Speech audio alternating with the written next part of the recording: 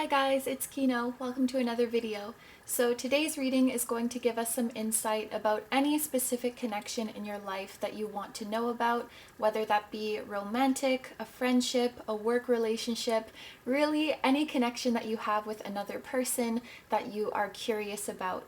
And we're going to see why your two souls came together in this lifetime, what the role is that you're playing in each other's lives, and what the future has in store for your connection. So there are 5 readings for you guys to choose from today. I'm going to show you each of the crystals one by one, and then please pick whichever one you feel drawn to the most. And of course, you can also watch more than one reading if you want to know about your connection with more than one person. So number 1 is magnesite. Number 2 is aventurine. Number 3 is blue calcite. Number 4 is red striped jasper. And number 5 is rhodochrosite. So as always, take all the time you need to pick. You can pause the video if you need to. I'm going to go ahead and get started with number 1. Hi number ones, so this reading is for those of you who are drawn to the magnesite. Let's see what the cards can tell us about your connection. So the first 2 cards that we're starting off with here, these are representing you and your person within this connection. So as we go through the reading, you may find that you resonate more with the cosmic egg. You may find that you resonate more with the phoenix. I will leave that up to you guys to determine for your specific situation. But just to start off, there's something really interesting that I wanted to point out about these 2 cards coming out to describe the 2 of you. So this deck that I'm using here, this is the Wild Unknown Spirit Animals deck. And through this deck, there are animals of all 4 elements. There's fire, earth, air, and water animals. But these are the spirit element. This symbol that we see up here, the circle, this tells us that the animal is of the spirit element. And in this deck, there is one of those spirit element animals for each chakra. And the 2 chakras that have come out here are the crown chakra with the cosmic egg and the root chakra with the phoenix. I thought this was interesting because the 2 of you are coming through as the uppermost and the lowermost chakra.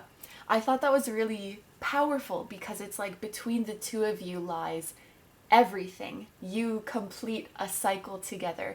And the vibe I'm getting from your partnership is that one of the major purposes of it is something like creative collaboration or manifesting something really big into the world together as a result of you combining your talents and combining your powers. So that can be regardless of what type of connection this is, whether it is platonic or romantic. I definitely think that the 2 of you are meant to come together, put your heads together, and manifest something really huge into the world, not just for yourselves, but for the world, for many people to enjoy or be moved by or benefit from. So let's get into describing each of the individual energies that we see here. So I'll start with the cosmic egg, who, like I said, is represented by a crown chakra energy. Now, of course, both of you will have both of these elements within you because nobody is just one-dimensional. But I think that the cosmic egg person in this connection is a little bit more connected to the spirit world. They might be the one who, is more in touch with their divine intuition, who receives downloads and ideas from the divine. They may be a little bit more of the creative one, or at least have a bit more of a unique creativity, like really putting things out into the world that people have not seen before. This one would be a little bit more of a dreamer type, a little bit more of a fantasy type, as opposed to grounded and practical. And even outside of this partnership, this individual, this cosmic egg individual, is on Earth to give birth to something amazing, to manifest something amazing. As we can see, this snake is protecting her cosmic egg. So You know, in my day, I've seen many oracle cards with animals and eggs, and when the egg is much bigger than the animal, I sort of think that it is coming from something greater than the animal, so to speak. So if the person is being represented by the snake, then the cosmic egg is this huge, divinely channeled idea that is being aided by spirit guides and angels to come down into earth. And the snake is sort of acting like the channel for it, or the protector of it in the 3D. So the cosmic egg person is incredibly creative, incredibly connected to the divine, and they are here to birth those ideas into the world. Now, as for the phoenix, because they're represented by the root chakra, of course they will have a little spiritual element to them, as all of us do, but I think their personality and their approach to life, it's a little bit more grounded, a little bit more practical, and I think the Phoenix person is very stable and very hardworking. And thinking about Phoenix, which has to do with transformation and of course this element of fire, I think that the Phoenix has lived through a lot of situations with pressure, a lot of challenges, and has been burnt many times. So the Phoenix's discipline and the Phoenix's resilience and perseverance and willingness and ability to always transform according to their circumstances, that is a result of what they've learned through a lot of tough experiences. I feel like this Phoenix has really had a hard time in life. Not that they're complaining about it, because their struggles have made them very, very strong and very adaptable, and they're able to feel secure and stable and find their way in any situation. You know, they've really mastered this material plane and all of its hardships, and they can find their way on their own. I'm also feeling with the Phoenix, there's something about the Phoenix's body not being depicted here and just the wings. This person really doesn't have that much of an ego. And of course we all have an ego, but when it comes to the Phoenix's creations, when it comes to the work that they put out in the world, they don't care about being praised and celebrated for it, or, you know, taking all of the credit, like this was me, look how amazing I am. They care about the beautiful ideas that are coming into the world, and they want those ideas to be celebrated. So this might be a person, like, even if it's an idea that came from them, they say, you know, I don't care whose name gets put on this, I just want people to experience it. That being said, I do think that they would care about, you know, a financial reward, because the root chakra does make us feel stable with our material possessions and with our financial security too. So I think that's one thing they care about, just so they can be secure and take care of their needs, obviously. But when it comes to, you know, celebrating and flattering their ego, I just don't see that much for them. And like I said, they really care more about ideas and works that need to get out into the world, getting out into the world. So if I put these two people together, it seems like you two will work really, really well together when you collaborate, when you come together to manifest. I think that you guys are definitely from the same soul group, but I do have a feeling that this soul group is very, very large. So I don't know how many times you guys have crossed paths or how familiar your souls are with each other, but there will definitely be some sort of familiarity, because I think you're very much from the same group and the same family. You guys have a really amazing dynamic, because I think the cosmic egg is very good at coming up with those ideas, with receiving those inspirations, but because they're so huge and maybe still so abstract to this cosmic egg person, they might not really know how to practically apply these ideas, how to make them real in the 3D, and also how to, you know, market them and make money, you know, get rewards from them. I think that might not be the cosmic egg's strongest suit, you know, that material aspect, that practical aspect, whereas that is definitely the Phoenix's strong suit. So they can receive and share all of these divinely inspired ideas with the cosmic egg and have a really, really good idea of how to make that real and bring that into the world.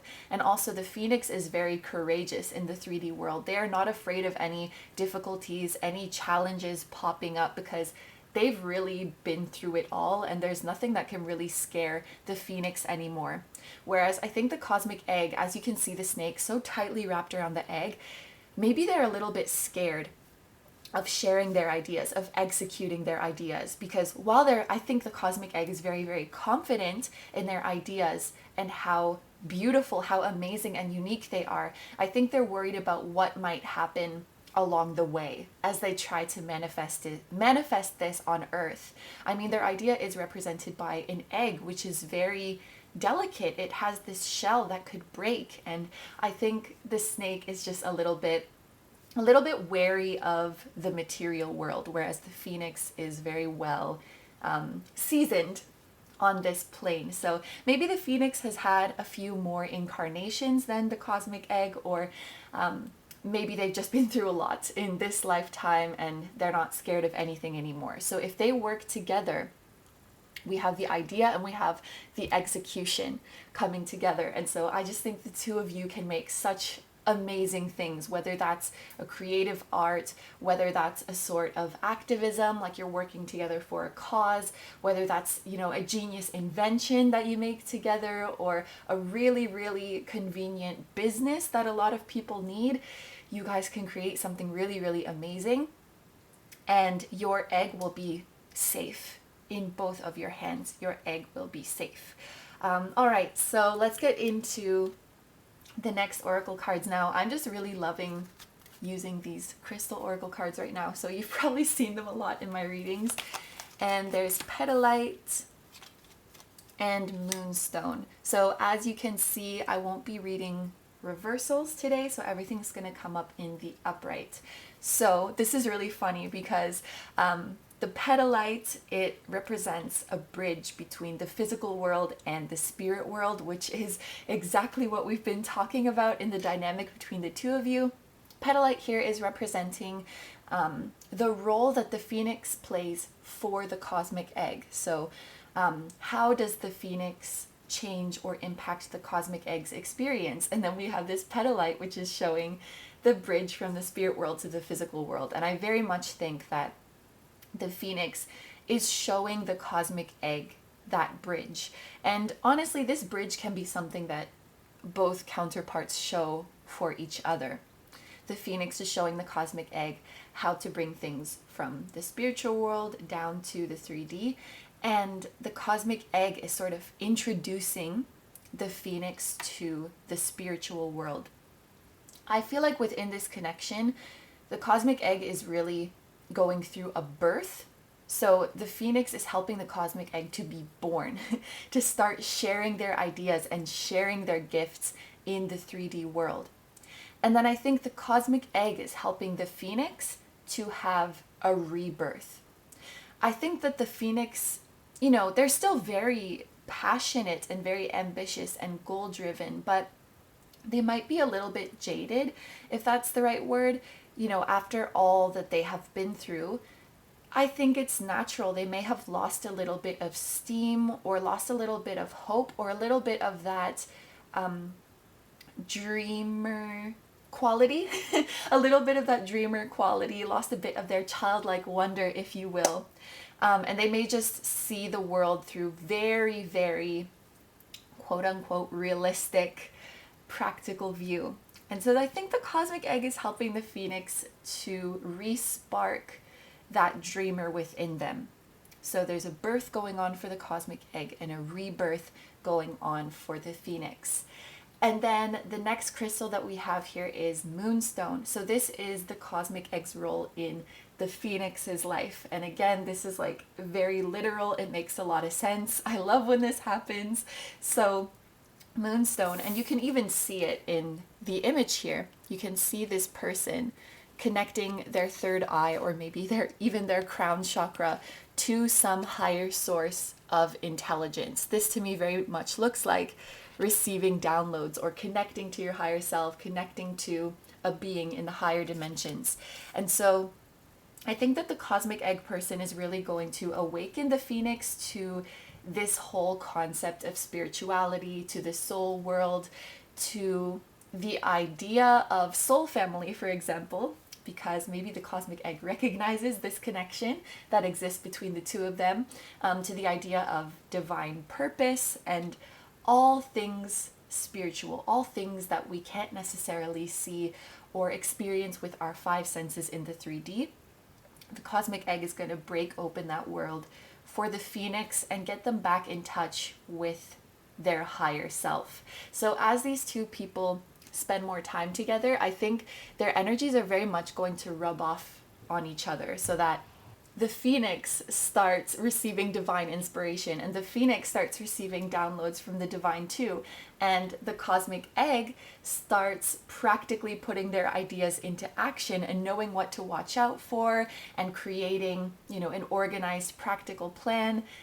You're gonna start becoming like each other as you work together more and more, so you're really balancing each other out in a wonderful way. And I think that yes, you guys will work together, but you will both be very, very successful in your individual projects too, thanks to each other. So really, really positive influence that the two of you have on each other.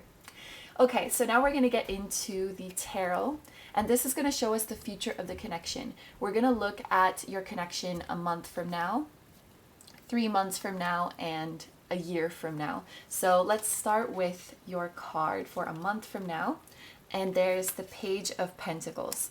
Okay, this makes sense to me as well. So the two of you have some shared interest, some shared talent, or some shared goal.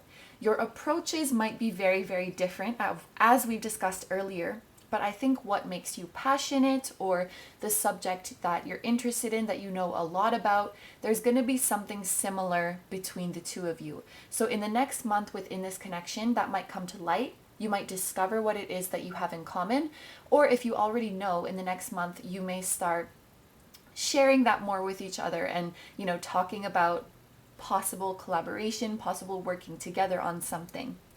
From a more emotional sense, the Page of Pentacles I've seen, it can indicate that somebody is working on their self-worth or is being encouraged to work on their self-worth. So in this connection right now, one or both counterparts may have self-worth issues, and this will apply for any nature of the connection. If this is romantic, that will be insecurity regarding what you can offer to your significant other. Same goes for friendship. What can you offer to your friend? And then of course, same goes for a work relationship, feeling insecure. Maybe like they bring so much to the table, but I feel like I don't bring anything to the table. They're so much more skilled than me, so I feel like they're picking up all of the slack. Why would anybody want to date me? I have nothing to offer.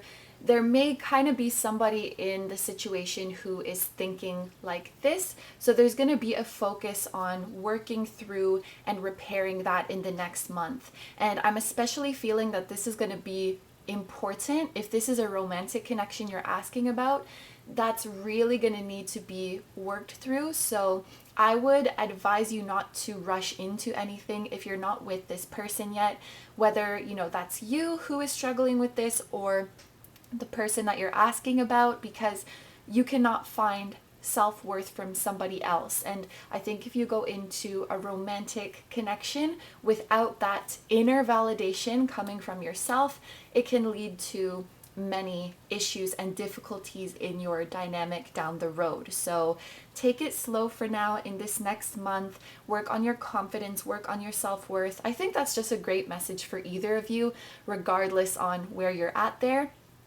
And of course, that shared talent, that shared interest, I think is going to be coming up too. So your next tarot card, this is for the next 3 months. So where you guys are going to be 3 months from now. And there's the Six of Swords. I really love to see this. This is about improved and I think more frequent communication as well. So in 3 months from now, if you guys are in a no contact, no communication situation right now, you will definitely be in communication in 3 months. If you guys are already talking, this shows that your communications are going to become easier, smoother, more frequent, and also more open and honest. So you guys are really deepening your bond through heart to hearts, for example, and really getting a feeling of where the other person's at and getting on the same page. This is a card that I really like pretty much for any type of reading, honestly. I like the Six of Swords. There is another message coming through here. One or both of you should be a little bit more, I guess, assertive, a little bit more clear and direct when it comes to what you want. And I sound like a broken record, but this is going to apply for any type of relationship. So if you're in a romantic relationship or you would like to be romantic with this person, this card could be encouraging you guys to be more open about what you're looking for in a relationship. I know that that can be kind of awkward to come out to the person you like and say, I'm looking for something serious, I want to find a life partner, but the Six of Swords really encourages you to open up and be honest about what's going on in your head and in your heart, because it promises that the response will be a lot more positive and a lot easier to talk about than what you're anticipating. The conversation is going to go really well. I always see this with the Six of Swords. Same thing for a friend. If you need something from your friend, if you want the dynamic of the friendship to be a certain way because that's what makes you feel good and secure within the friendship, you are being encouraged to talk about that more.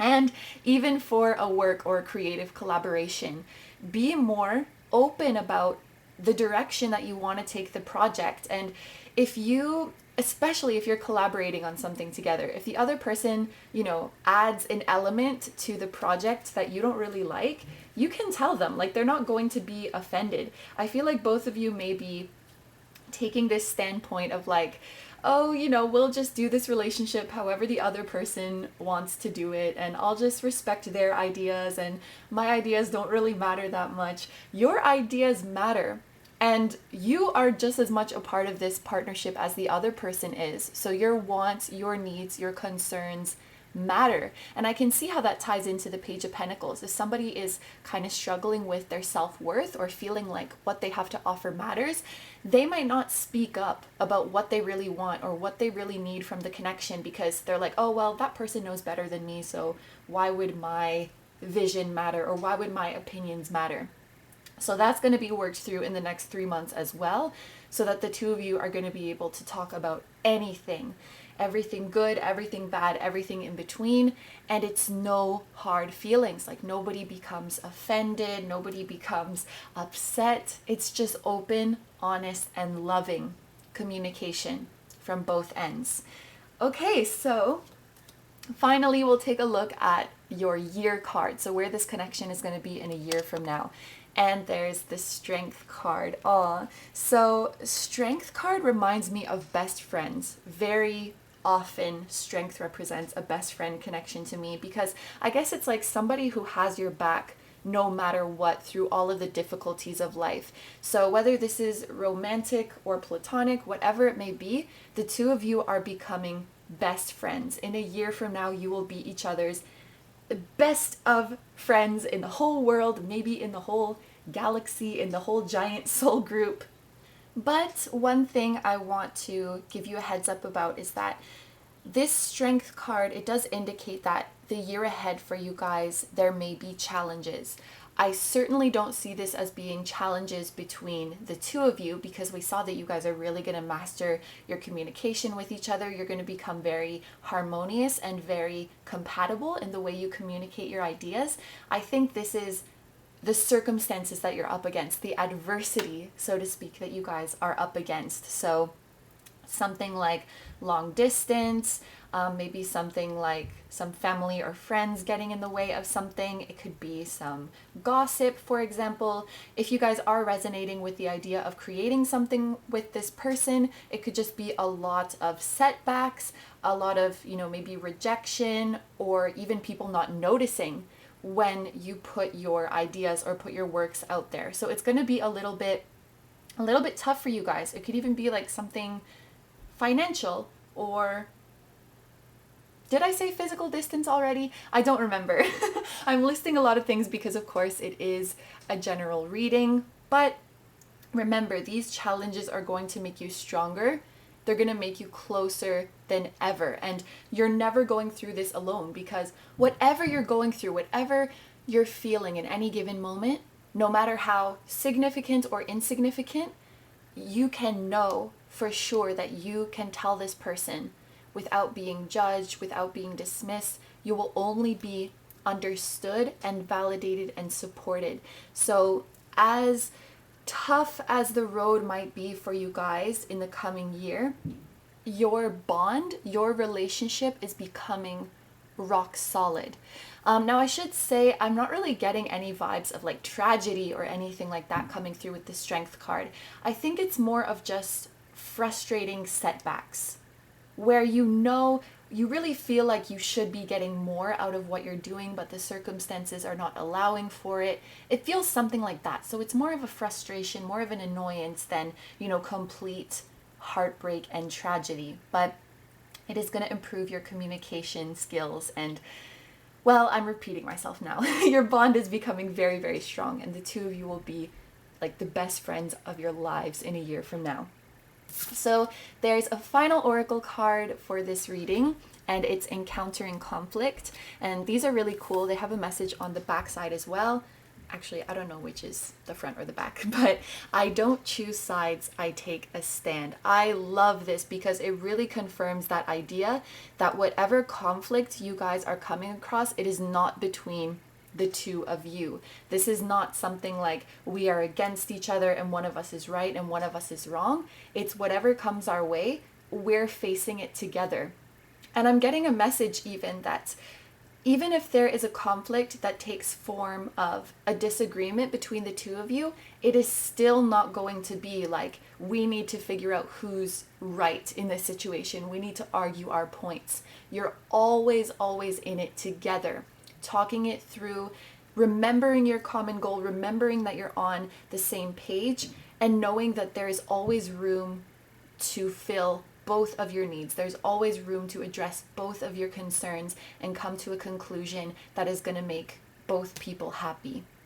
You guys are like the perfect teammates, the perfect best of friends. So I'm getting really, really positive vibes from this connection. I hope you guys enjoyed this reading. I'm going to end it there. Thank you very, very much for letting me read for you. I hope you have a wonderful day or night whenever you're watching, and I wish you all the best.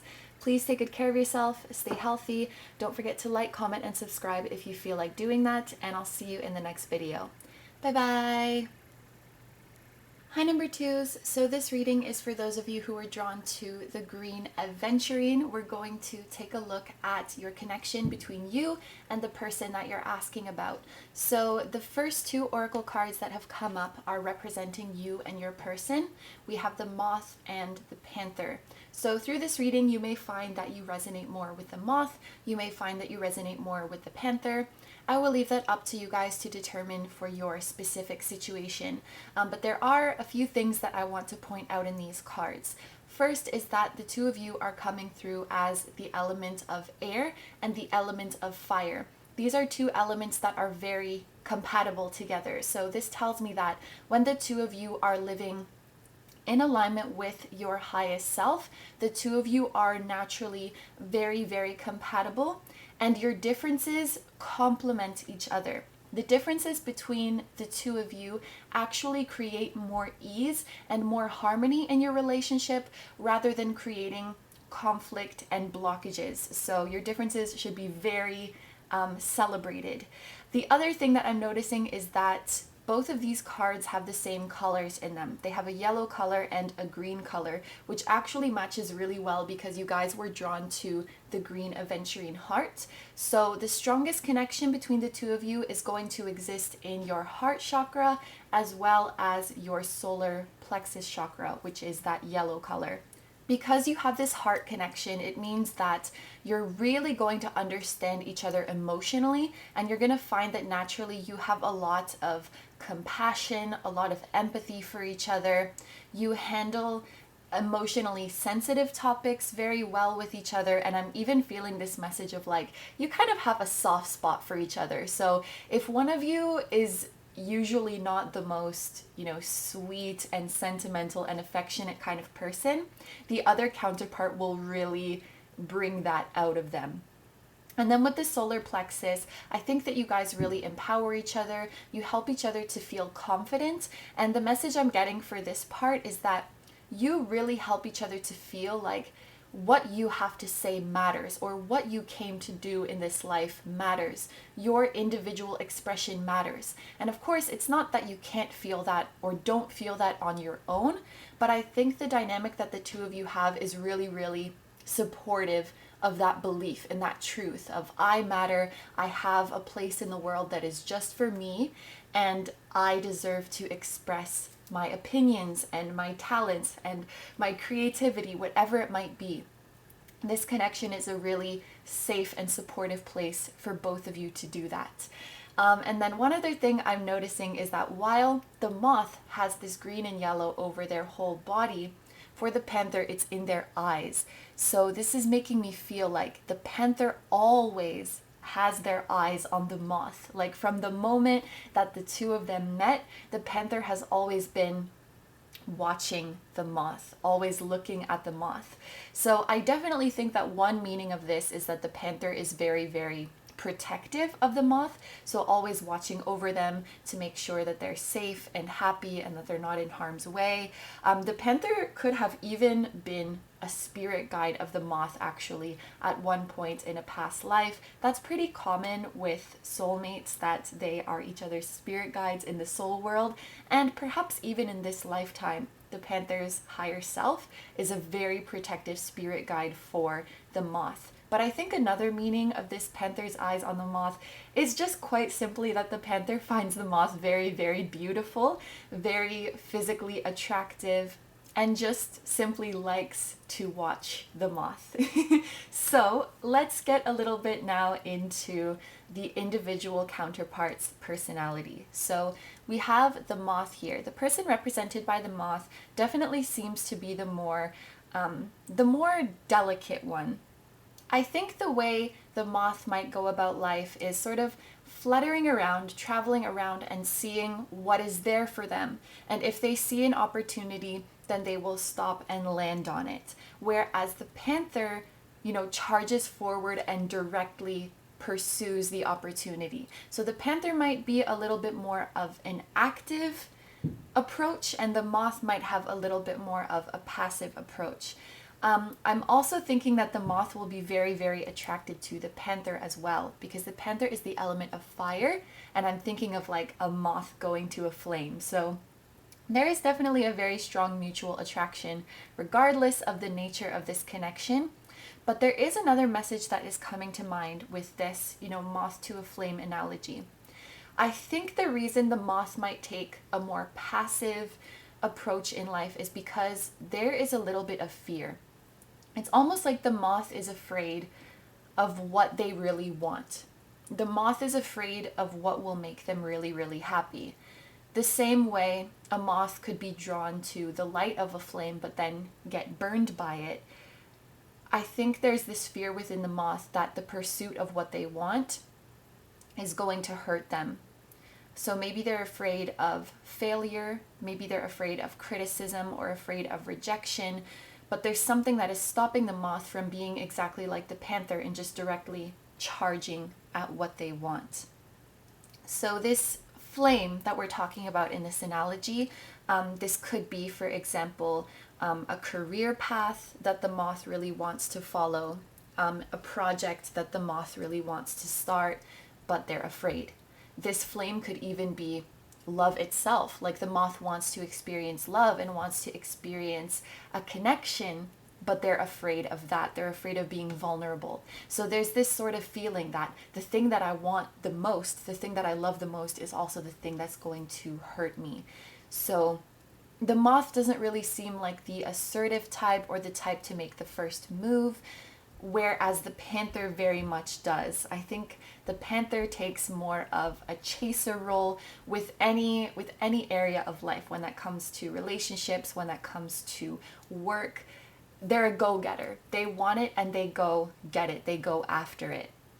So already I can see that An important role that the panther might play in the moth's life is, of course, to protect them, as we talked about earlier, but also to teach them to be more confident in what they want and really like directly go after what they want.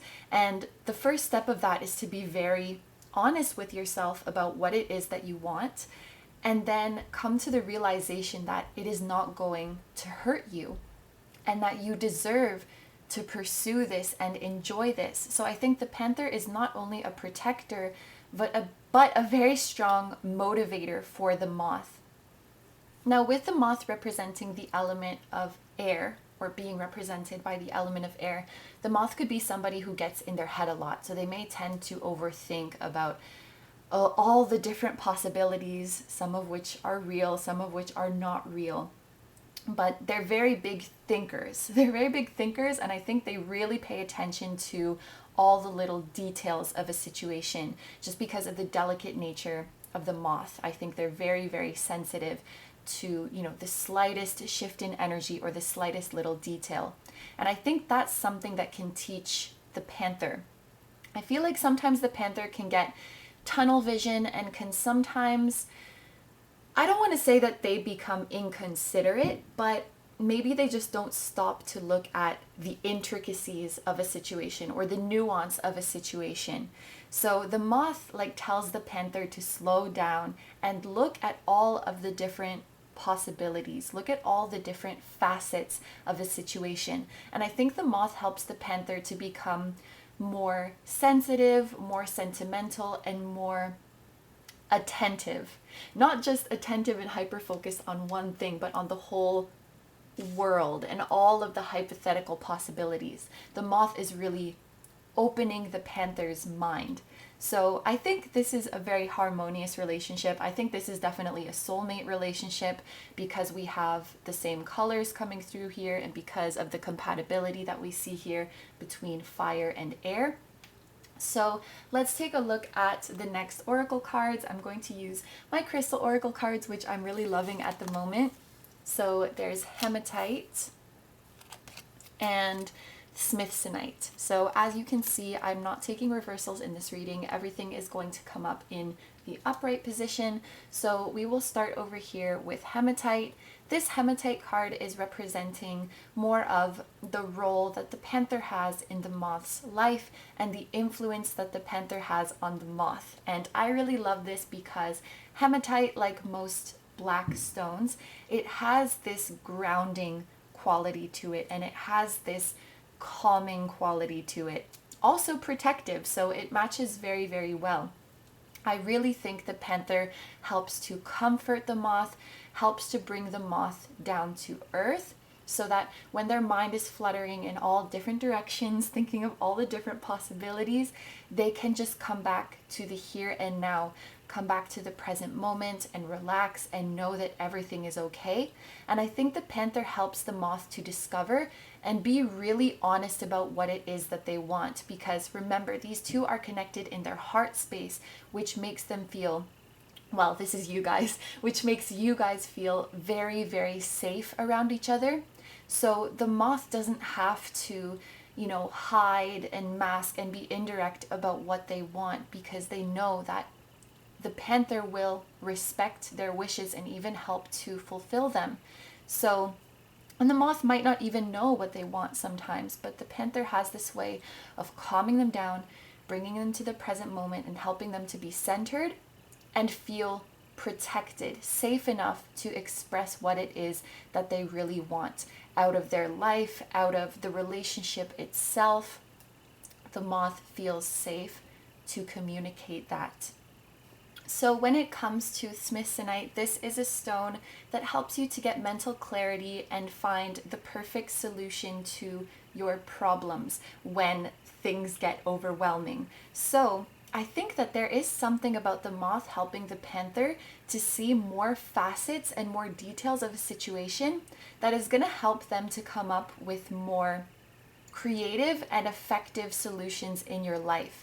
When I say somebody is up in their head and thinking all the time, I know it can often come across as a disadvantage, but this is actually a sign of the moth being incredibly intelligent, incredibly perceptive and incredibly sensitive.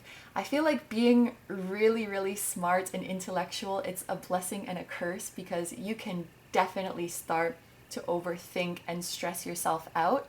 But the panther is going to be really, really impressed by the moth's ability to think about and consider so many different things at once and see the most minute details of a situation.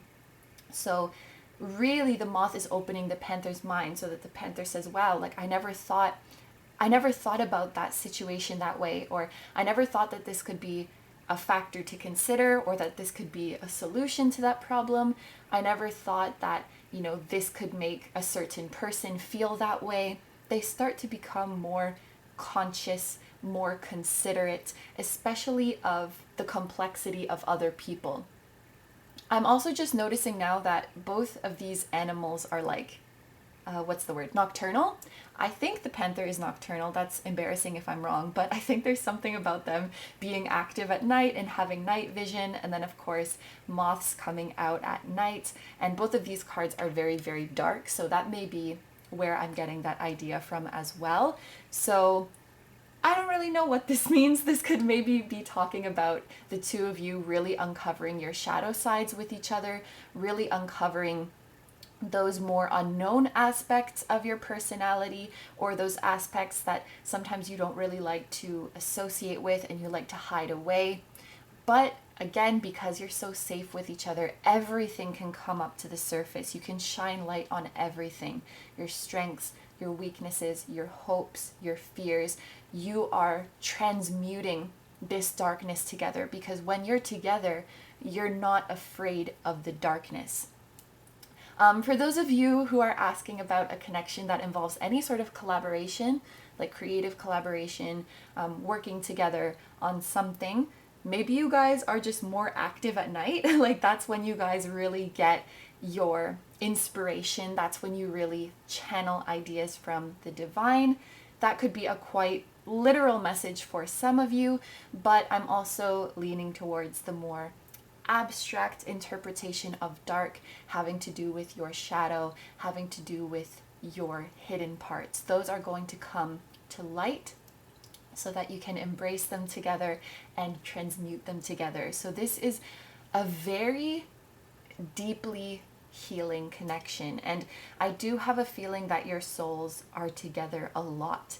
There's something about you guys that just feels like inseparable. So you've probably incarnated together many, many times in many different roles, but your souls really like to be together. They like to incarnate together. And like I mentioned before, you guys probably have had the experience of being each other's spirit guides as well. Okay, so let's get into the tarot cards now. These tarot cards are going to show us the future of your connection with this person. So we're going to look at a month from now, 3 months from now, and a year from now. So let's go ahead and start with a month from now. And there is the Page of Swords. Okay, so the Page of Swords is about communication. So regardless of the nature of this connection that you're asking about, it looks like in a month from now, there will be a very significant communication coming from this person.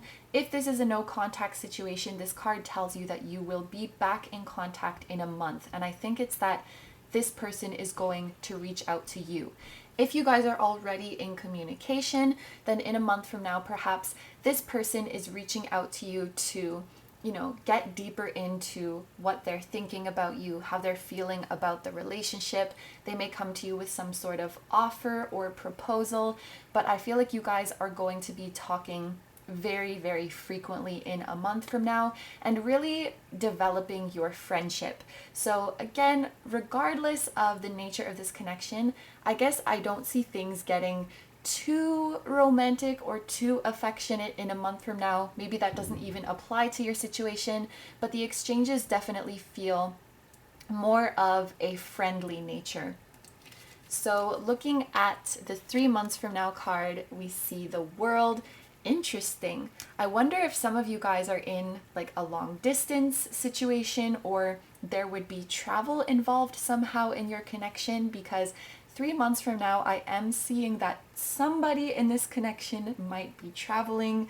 Maybe you guys are going somewhere together, or one of you is going to visit the other. That is definitely one meaning of the World card if we take it literally. From a romantic perspective, the World indicates reciprocated feelings. So, whereas in this shorter term, I didn't see that much of romance coming up, in 3 months from now, if this is a romantic connection you're asking about, I feel like this would be when you get the confession of romantic feelings. This would be when you really get that reciprocation.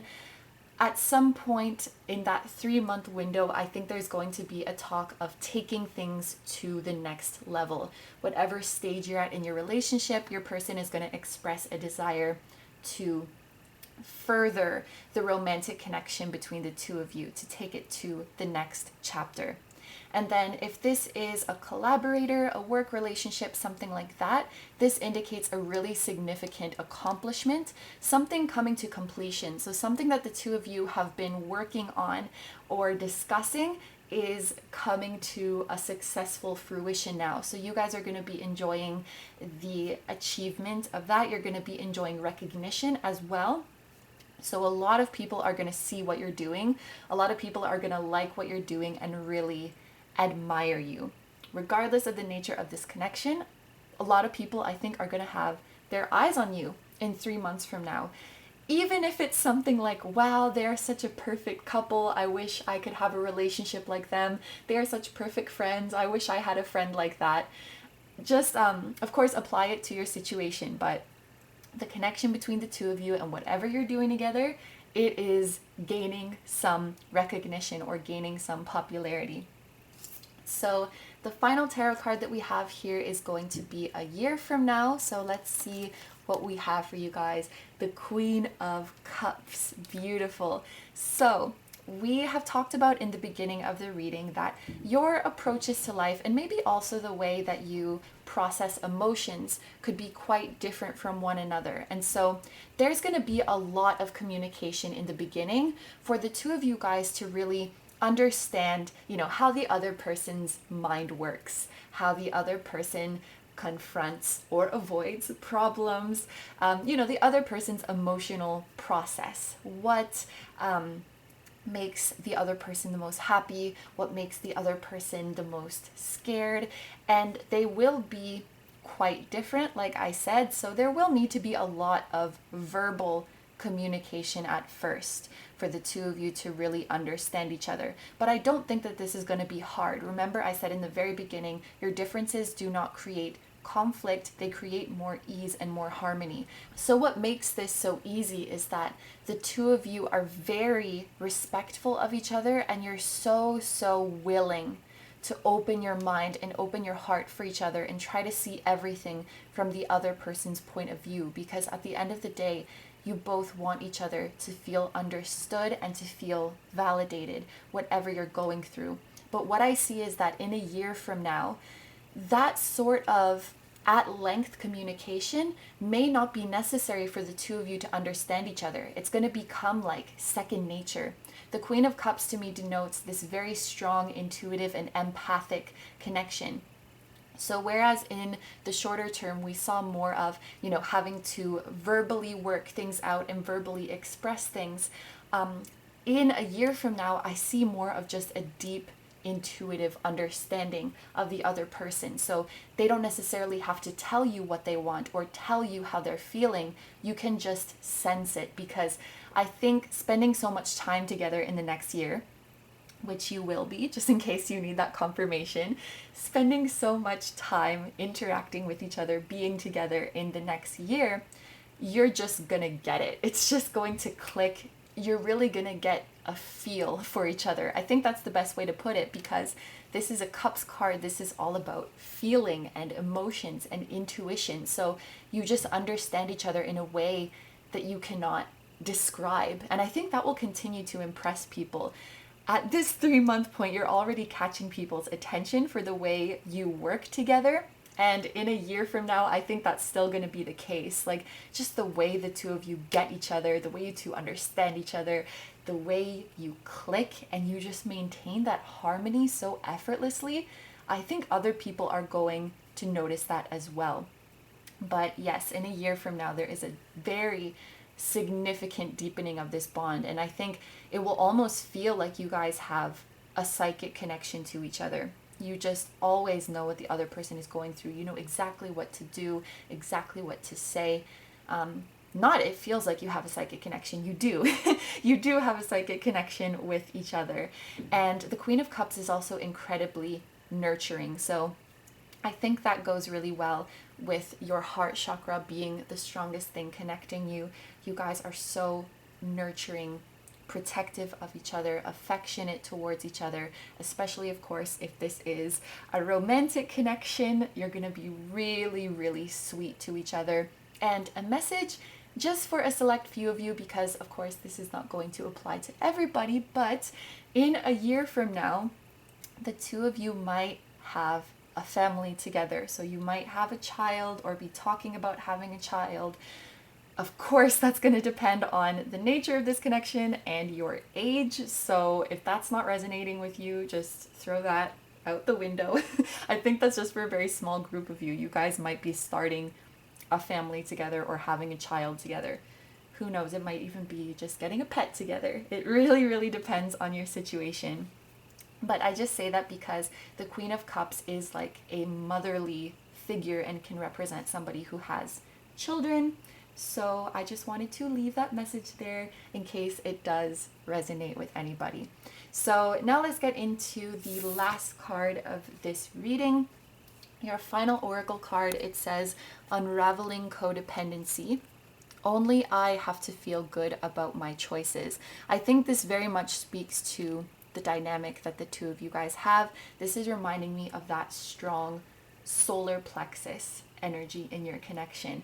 No matter how close the two of you get, and no matter how intertwined the two of your lives get, you always maintain your sense of independence and individuality.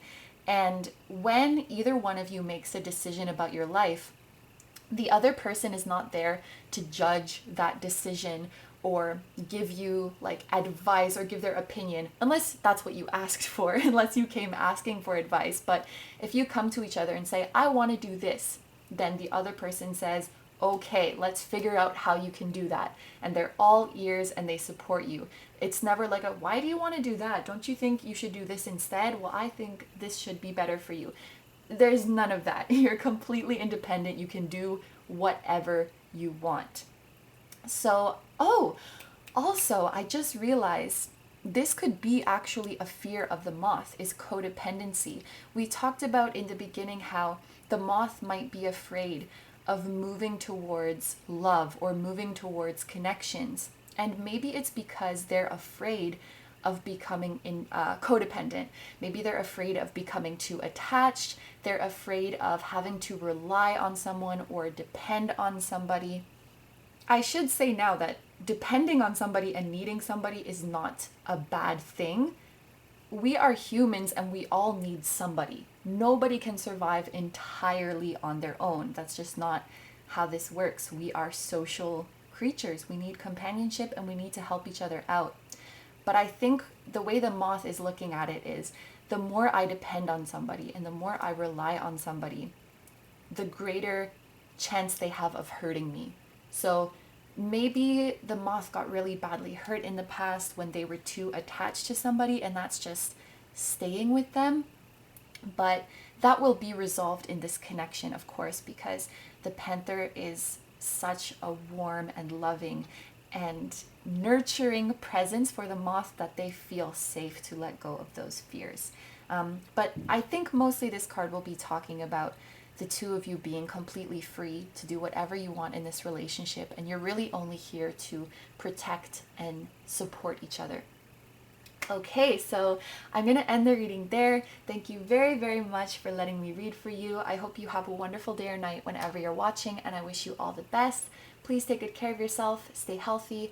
Don't forget to like, comment, and subscribe if you feel like doing that, and I'll see you in the next video. Bye-bye! Hi number threes, so this reading is for those of you who were drawn to the blue calcite. Let's take a look at the connection between you and the person that you're asking about. So the first two cards that we have here are representing you and your person. We have the dolphin and the snake. So through this reading, you may find that you resonate more with the dolphin, or you may find that you resonate more with the snake. I'm going to leave that up to you guys to determine who is who depending on your specific situation. But I did want to say, so of course this is the third pile that I'm doing. In the first two piles, I sort of had to talk through each individual animal, each individual counterpart to get a feel for the dynamic. And then I was sort of able to pick up on what the nature of this soul connection might be. However, before I even started filming for you guys, just looking at these two cards and feeling their energy, I was like, okay, these are divine counterparts. So this is the first pile that is making me feel like that. I guess I should explain what I mean when I say divine counterparts. I think that the two of your souls are very familiar with each other. They go way back. I think that you have been in the vast majority of each other's incarnations. And I also think that you've played a very significant role in most of the incarnations that you have together. So you are like always a main character in each other's lives. And to top all of that off, I think that most of the time you do incarnate together as romantic counterparts. I can't say all the time because when we have hundreds and even thousands of lifetimes, it's kind of hard to get a feel for all of them, but I think that that's the main dynamic that the two of you guys have in each other's lives, very significant and usually romantic. And I also feel like telling you guys that you have had incarnations together here on Earth. You've also had incarnations together elsewhere in other star systems. So if you guys chose this pile, you might resonate with the idea of star seeds, or just believing that there is life that exists on other planets, in other star systems, on other planes. I definitely don't think you have only had lifetimes on Earth. And I think that both of you are very old souls and highly intelligent as well. So getting into these animals here, one of you is coming through as the water element and one of you is coming through as the earth element. So this tells me that the two of you are very compatible together. This is similar to a message from pile 2. Your differences create more harmony and create more ease in the connection and are actually beneficial to each other rather than creating conflict and misunderstandings and struggles. So your differences are very much celebrated in this connection. And there is something specific about earth and water coming together as well that makes me think of divine counterparts and even twin flames. I don't really get the same feeling when it's fire and air, even though they are very compatible elements. There is just something specifically for me about earth and water. Maybe because our planet is made up of earth and water. I'm not really sure what the significance is, but that is the very strong intuitive feeling that it gives me. So now let's get a little bit more into the individual personalities and roles of each counterpart in this situation. So I think that the dolphin is going to represent the more extroverted and outgoing and playful counterpart. And the snake is going to represent the more introverted, the more reserved, and the more serious counterpart. I also think that the dolphin represents the counterpart who is more aware of this connection. So this might be the person who is more spiritually awake, or the person who has the terminology to describe the connection, like, oh yes, that is my soulmate, that is my twin flame, and a bigger understanding of what is going on in this situation. The snake, like I said, is a little bit more of the reserved one. I think the snake is very, very protective of their inner world. As you can see, they're circled around this flower of life that lies in the middle, and they're not really letting anybody get in. So this person could be afraid of really sharing what is inside their head, what is inside their heart, and being vulnerable like that, especially when it comes to matters of the higher chakras, because I see the green, blue, and purple colors here. These can talk about the heart, the throat, the third eye, and the crown. Whereas over here you see the dolphin just exploding in all of the colors of the rainbow, not afraid to express their truth, not afraid to go after their calling and embrace their spirituality. I feel like the snake might be more very much living in the 3D, very much living in the material world. And when it comes to expressing their emotional truth, and when it comes to expressing their psychic insights or psychic abilities, that's something that they more keep to themselves. So it may not be that the snake isn't spiritual. They may actually be self-awarely, if that's a word, knowingly intuitive, knowingly psychic and spiritual, but maybe they just don't really feel like they can share that with the world. So they might go out into the world and act like this very practical person and, oh, I don't believe in the afterlife, I don't believe in spirit guides, but they really do. So they could just be a little bit insecure about how that might be judged, and they just like to keep that more to themselves. So maybe they say things like that and then they go home and like talk to their spirit guide or something like this. I'm getting the feeling that the snake is a quiet person in general. You can see with the snake's tail in its mouth, it feels like they're stopping themselves from talking. So I think they could also be very, very shy. So whoever the dolphin is in this dynamic, they might be the one to talk more when the two of you are together. They might be the one to initiate more conversations. If you are feeling that you are the dolphin, please don't take it personally, okay? The snake is not behaving like this towards you specifically. They're just definitely more of the shy and quiet type, and I think it just takes them a lot more to open up. But what I can say is that the dolphin is very awake, very aware of the connection, and I think the dolphin has a really, really good sense of who the snake is, regardless of how much the snake has shared. So despite this snake's shyness, despite the snake's reservedness, the dolphin can clearly see into the snake's rich and vivid and beautiful inner world, and I think the snake knows.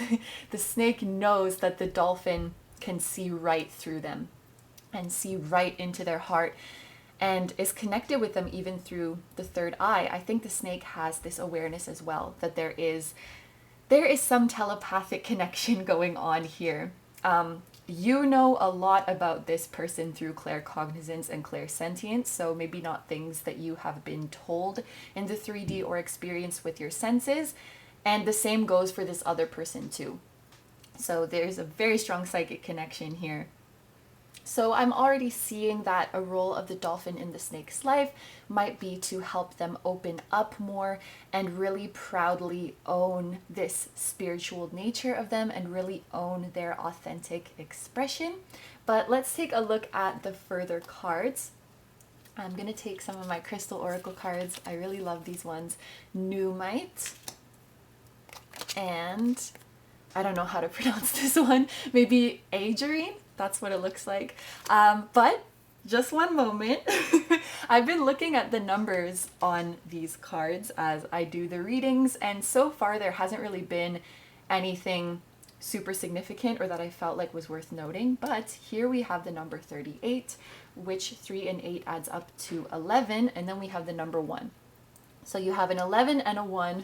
You have 111, 1111. Maybe these are numbers that you associate with your person, or when you see these numbers, it means that your person's higher self is trying to communicate with you. But this to me is another strong indicator of divine counterparts, and it's also a strong indicator to me that you guys are very, very powerful manifestors, both of you. On your own, you're very powerful, but when you come together, it is even more so. So you guys might have a mission in this lifetime to come together and manifest something really, really huge. Now let's talk about the Numite first. Fun fact about Numite, it is one of the oldest, if not the oldest stone in the world. It is 4 billion years old. And I think this can speak to how old this soul connection goes back. I feel like you guys have been connected since the creation of Earth, maybe even before that, because like I said, I do feel that you guys have lived together in other places. But yes, not only are you very, very old souls, but you have been together. I was going to say for as much as you are old. So, and my camera timer just went to 11:11. So yes, I feel like you guys have been together since your creation, basically. So let's talk a little bit about the meaning of Numite. Like any black stone, this is about protection. This is about grounding. So the snake can very much have this impact on the dolphin. The snake can help the dolphin to feel calm and grounded. But Numite also has this element of magic to it. It helps to awaken magic within you and to really awaken your psychic abilities. So I think that when the dolphin met the snake, even though they are very open to their spirituality now, maybe that wasn't always the case. Maybe at one point they were kind of skeptical about it, kind of unsure about it. But when they met the snake and they felt this intense connection and they started to find all of these weird experiences happening to them, this opened the door for them to discover spirituality and to discover psychic abilities and psychic connections.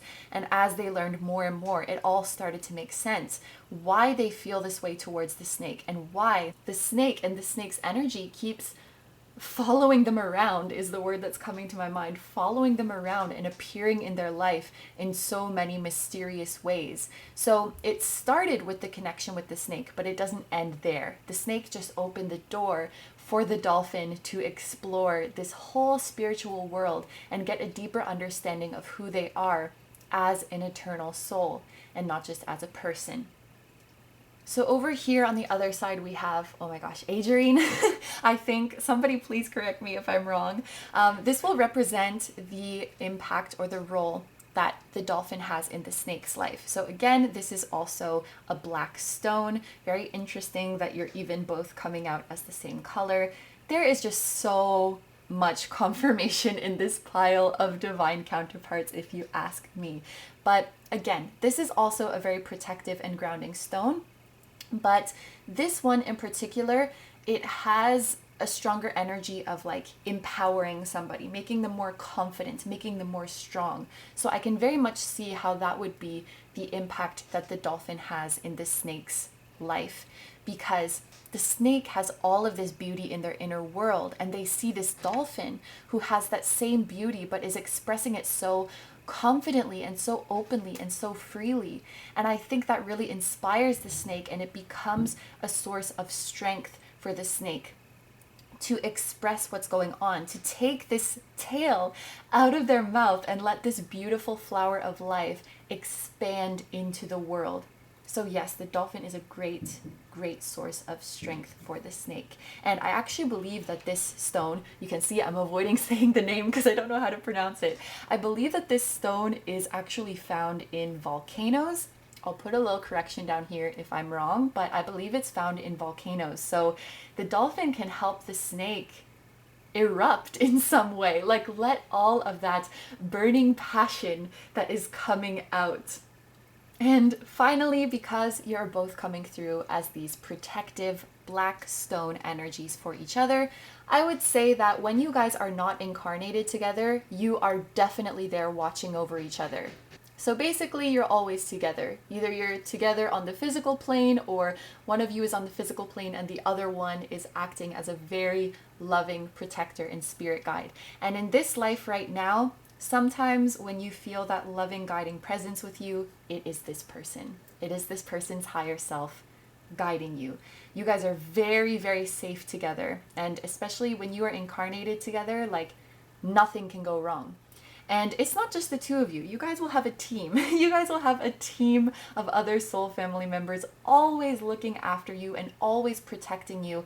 And because you have such heavy protection on you right now, this must be like a testament to how important your mission is. So you're very closely protected so that nothing will go wrong, and you are safe to unite and to connect and to carry out this mission together. All right, I love this reading so far. So let's look into the tarot cards now. This is going to show us the future of your connection. So we're going to look at your connection 1 month, 3 months, and 1 year from now. So starting off with 1 month, we have the Chariot. This is a card of victory, of success, of progress. It can be a card, like I'm looking at the wheel here. It's making me think of closing a cycle and starting a new one. Really, it's just giving me an energy of success and accomplishment. However, I'm sort of getting the feeling, at least for the time frame of 1 month, that this is speaking about the two of you being successful and accomplishing things separately. So this union might not have reached its fullest potential yet, and I think it's because there are still some loose ends for both of you to tie up on your own.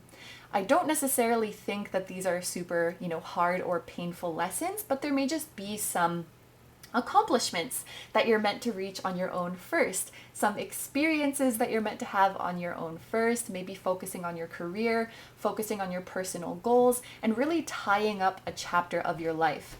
If you guys are watching this in the month of December, when this video is being uploaded, there may be some things that you need to finish, achieve, tie up, and leave behind in the year 2020 so that you can jump into 2021 with a fresh and motivated energy. So I think, yes, for the time being, this is separate. You guys may be in communication right now, you guys may not, but I just definitely think this Chariot is speaking about individual efforts, individual experiences. But let's take a look at your 3-month card now, and there's the 6 of Wands. So I think that this marks when the two of you guys are really gonna come together.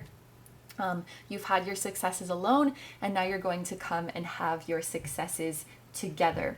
This is also a card about victory and success, so I guess victory and success is a really big theme for you guys in this lifetime. Also abundance and recognition. One of you guys might be in the public eye right now, but I think that both of you can be and will be. But the 6 of Wands, when it comes to a connection, it makes me think of somebody working up the confidence to pursue the other and almost like winning the other person over. That's sort of how I interpret the victory message when it comes to a connection. So in 3 months from now, it may be you, it may be the other person, but someone is going to work up the courage to talk to the other and express the direction in which they want the relationship to go. Regardless of the nature of your connection, this could be romantic, friendship, work, creative, whatever it may be. Somebody, even right now, wants to tell the other one something. They want to do something with the other person. They want to move forward or offer something to the other person, but they're still not confident enough to say it. But maybe in this 1 month window, when they've sort of leveled up, when they've reached more achievements, then maybe they will feel more confident to come forward and say this. And it's going to be a very positive exchange. So if this is the other person coming towards you with what they want out of the relationship, I see you very much being on board with that and very, very excited about that, and vice versa. So in 3 months from now, both of you guys, you are going to be together. And you're going to be very, very excited about where this connection is going. And this is the start of your journey towards success and abundance together. So for your final card, this is a year from now. And there's the Ace of Swords. I'll just put it in the upright because that's how we're reading the cards today and how I do it most of the time. So the Ace of Swords is about a breakthrough in communication, an epiphany, seeing the truth of a situation, and a new beginning. But it's not necessarily an easy one. This is sort of a challenging situation, a challenging new beginning, or a challenging breakthrough. I think you get the picture. But in a year from now, it seems like there is going to be a difficult decision to be made regarding how the two of you want this connection to progress. And so in order to come to this decision together, both of you are going to have to be very, very honest with each other and very, very honest with yourselves about what you want. And one or both of you may have to let some things go or cut some things off from your life if you want to keep going further together. I understand that's a very general description, so I'll just give a couple examples depending on the nature of the connection you're asking about. So let's say this is a romantic connection, and in a year from now, you've decided that you want to get married. Well, maybe somebody has to leave a job or move in order for this to happen. Or maybe in a year from now, you actually decide that you want to take this relationship in a romantic direction. And so somebody needs to break things off with a current partner. It's something like this. There's a really tough decision that has to be made, but it's important to be honest and make the decision and do what you need to do so that this connection can continue. So there's a little bit of a challenge, but as long as you guys are very direct with each other and also very honest with yourselves about what you want, I'm not saying that's going to make everything easy, but it can definitely make things quicker and smoother. So yes, this is a little bit of a challenging new chapter in your relationship, or at least the transition is challenging. Okay, so we have one more oracle card for your reading here, and it is Hearing Inner Guidance, which I really, really like that this card comes up to follow the Ace of Swords, because here we saw that there was a tough decision to be made, or you know what you want, but the execution of it is hard because you have to let some things go. So I like this card that is coming up and asking you to listen to your inner guidance. And on the back it says, "My intuition flows whenever I am still." So I very much think this last oracle card is speaking to the challenge that we see for the two of you in a year from now. When it comes to finding the answer, when it comes to finding the solution, stillness is going to be your best friend. Spending quiet time in solitary reflection, in meditation, this is where you're going to get your answer. So maybe when it comes to this, it's best for the two of you not to so much discuss it together, but to maybe take some time apart and really think about it on your own, just so that you don't well, of course, you are going to influence each other in the decision because the decision is regarding the two of you. But I hope you know what I mean. Like, instead of bouncing your ideas off of each other and saying, oh, well, maybe you're right about that, maybe I'm wrong about that, just figure it out on your own and know that your inner guidance is right. And I'm also feeling like maybe it's not the best to go and ask a bunch of friends about what you should do. And as ironic as it is right now, maybe it's even not the best to watch so many readings about what you should do when the time comes, or receive that kind of counsel. I think the answer really, really needs to come from you, because it is an important decision that is going to change your life in some significant way or another. And this needs to come when you are not influenced by anything on the outside, and you have, the silence to hear yourself think, and you're going to get the answer from your higher self. This can also very much be a message for the whole span of this connection, wherever you're currently at with it. If there is anything you're struggling with regards to this connection, if there's anything you need clarity on, I know that I'm giving you a reading right now and trying to give you some clarity, but I think the best clarity really comes from you at the end of the day. So any answers that you need, even now, with regards to this connection, you are the best place to find them. Always has been that way, and it always will be. Okay, so I'm going to end your reading there. Thank you very, very much for letting me read for you. I hope you have a wonderful day or night whenever you're watching, and I wish you all the best. Please take good care of yourself, stay healthy. Don't forget to like, comment, and subscribe if you feel like doing that, and I'll see you in the next video. Bye-bye! Hi number 4s, so this reading is for those of you who were drawn to the red striped jasper. We are going to take a look at the connection between you and the person that you're asking about. So these first two cards that we have laid out here, this is representing you and the other person within your connection, and we have the scorpion and the wolf here. So going through this reading, some of you guys may find that you resonate with the scorpion, others may resonate with the wolf. So I'm going to leave that up to you to determine who is who within your specific situation. So first, I have been looking at the elements that appear at the top of the cards, as these can give us some insight into the compatibility between the two of you. And so the Scorpion is the element of fire and Wolf is the element of earth. I think that this can create a dynamic between the two of you that is a little bit challenging. And when I think about the nature of your soul connection, I am leaning towards this being a karmic connection. So that being said, I want to take a moment and say that karmic connections are not bad, even though they are often perceived as such. And challenging connections are not bad because they give us an opportunity to learn and to adapt. And when we learn and adapt, that is how we grow.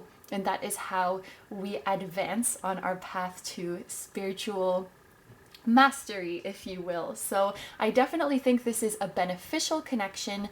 However, I don't think it's going to be the smoothest or easiest one. I've definitely seen in other piles throughout this reading two energies appearing that are different from each other, but rather than the differences working really well together, I think your differences between you and this person, they sort of challenge each other and they create a little bit of resistance at first. So it just takes a bit of extra time to learn about each other and to learn from each other so that you can eventually end up in a very constructive and harmonious connection together. When it comes to fire and earth, this is actually one of my favorite pairings. So just because it's challenging, it doesn't mean that it can't be amazing. What I really like about fire and earth personally is that fire represents like spontaneity, whereas earth represents like security. If you have too much spontaneity, you can end up feeling very unstable. But if you have too much security, you're bored. You're bored, you're uninspired. So I just really like how they come together and create that perfect balance between spontaneity, passion, living in the moment, and being grounded, being structured, and having a plan. I just really like that balance. I think it's very, very productive. And even though it takes a bit more time to get it right and to balance out the two energies, I think it's very, very worth it. So I think this is a very positive karmic connection. You guys are going to help to balance each other out quite a lot. So just from explaining that difference between fire energy and earth energy, maybe you are starting to get an idea of who is who within this connection. Some other things I'll point out is that I am getting the feeling that the wolf might be the older person in this connection, or at the very least, the more mature one. I am getting a little bit of an energy from the Scorpion person that they still have a little bit of maturing to do. They still have a little bit of growing to do. That's why I kind of think the wolf is older. However, older doesn't necessarily mean wiser or more experienced. So at the very least, I think the wolf is just more mature, has maybe had more experience in life. And I think that the Scorpion and the wolf have also, they come from very different walks of life. That's kind of the energy I'm getting. So maybe they have quite a different upbringing, quite different personalities and different beliefs. They see the world in a different way.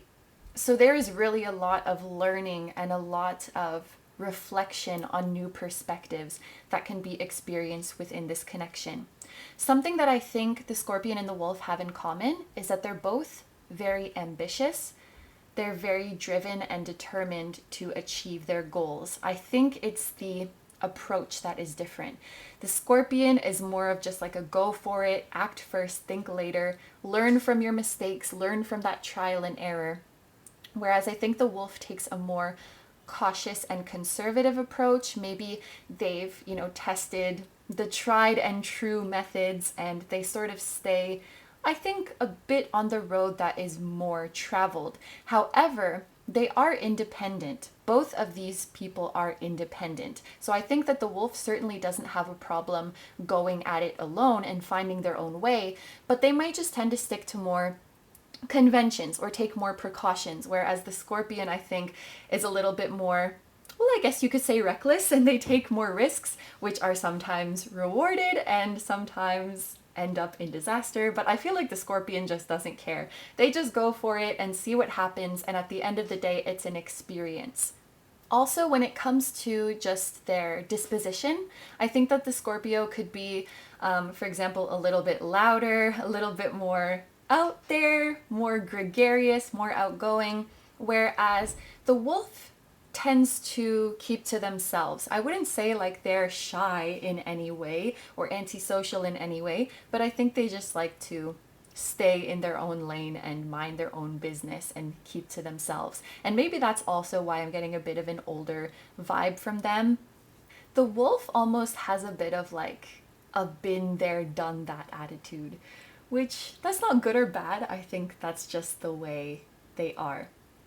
But I think within this connection, initially there could be some instances where the scorpion and the wolf kind of get on each other's nerves just because their approach is very different.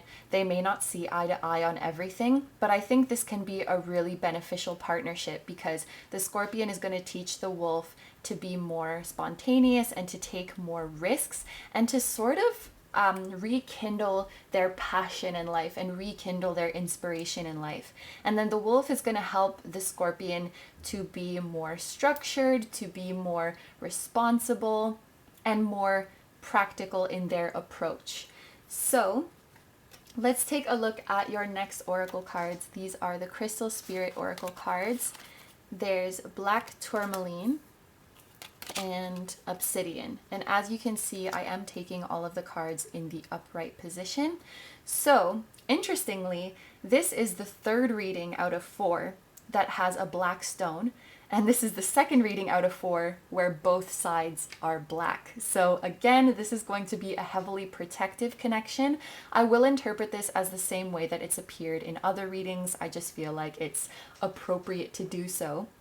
What this tells me about your soul connection is that the two of you have been spirit guides for each other before. And I have the biggest smile on my face when I'm saying that because now I realize that the two of you may have very well chosen to incarnate on this plane as two human beings who see the world quite differently and who operate quite differently, like on purpose to challenge each other and to put each other out of your comfort zone and help each other grow. So even if this relationship feels frustrating sometimes, this was actually the plan of your souls. You are really aiding in each other's growth. And I think your souls are actually very good friends. You get along very well.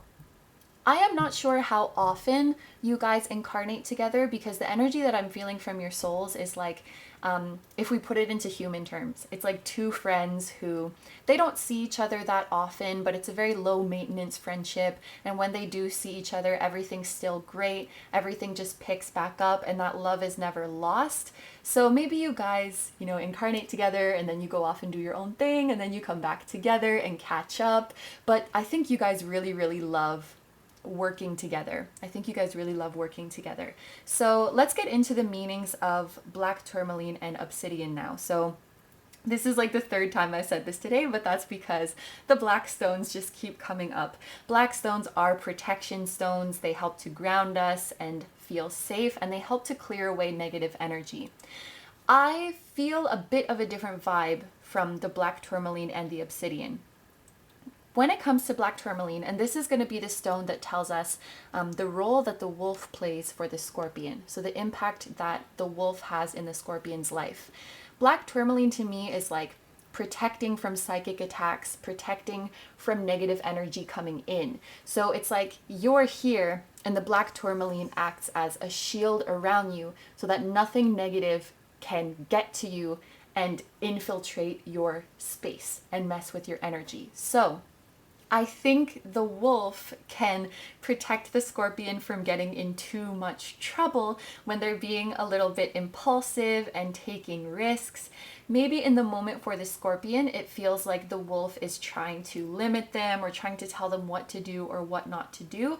But the wolf is actually very smart and just keeping the scorpion safe. And the wolf probably knows what not to do from experience and is just looking out for the scorpion. Like, really, don't end up like me. That might be a little bit frustrating for the scorpion because the scorpion, even if things are going to go badly, the scorpion wants to see it for themselves, do it for themselves and see it go badly. But honestly, I think the scorpion will be protected from a lot of danger and possibly even some, irreversible mistake or irreversible damage because the wolf is looking out for them. And another message that I'm getting is that the wolf will not tolerate any sort of like ill speaking of the scorpion. So you guys might have this dynamic between the two of you, regardless of the nature of this connection. Like friends who argue or who bicker and pick on each other, but as soon as somebody else outside of your connection says something, you're like, no, you can't talk to my scorpion like that. What's wrong with you? So yeah, the wolf really does love the scorpion and will not let anything bad happen to the scorpion, will not tolerate anybody who is trying to mess with the scorpion's energy, and really, really does want the best for the scorpion.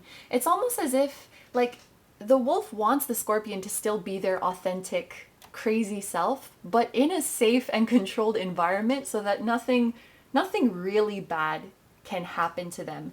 And I wonder if in a past life, maybe the wolf was supposed to be in charge of the scorpion or take care of the scorpion, but somehow lost sight of them and the scorpion got in trouble or got hurt. Maybe there's a little bit of lingering regret or guilt from that on the wolf's side, so that in this lifetime they do have this sort of unconscious, I'm going to say overprotective energy of the scorpion, because even if they don't remember that incident from the past life, that grief and that regret can certainly carry over. It would just be unconscious. So the wolf definitely does seem to act like an outer shield for the scorpion.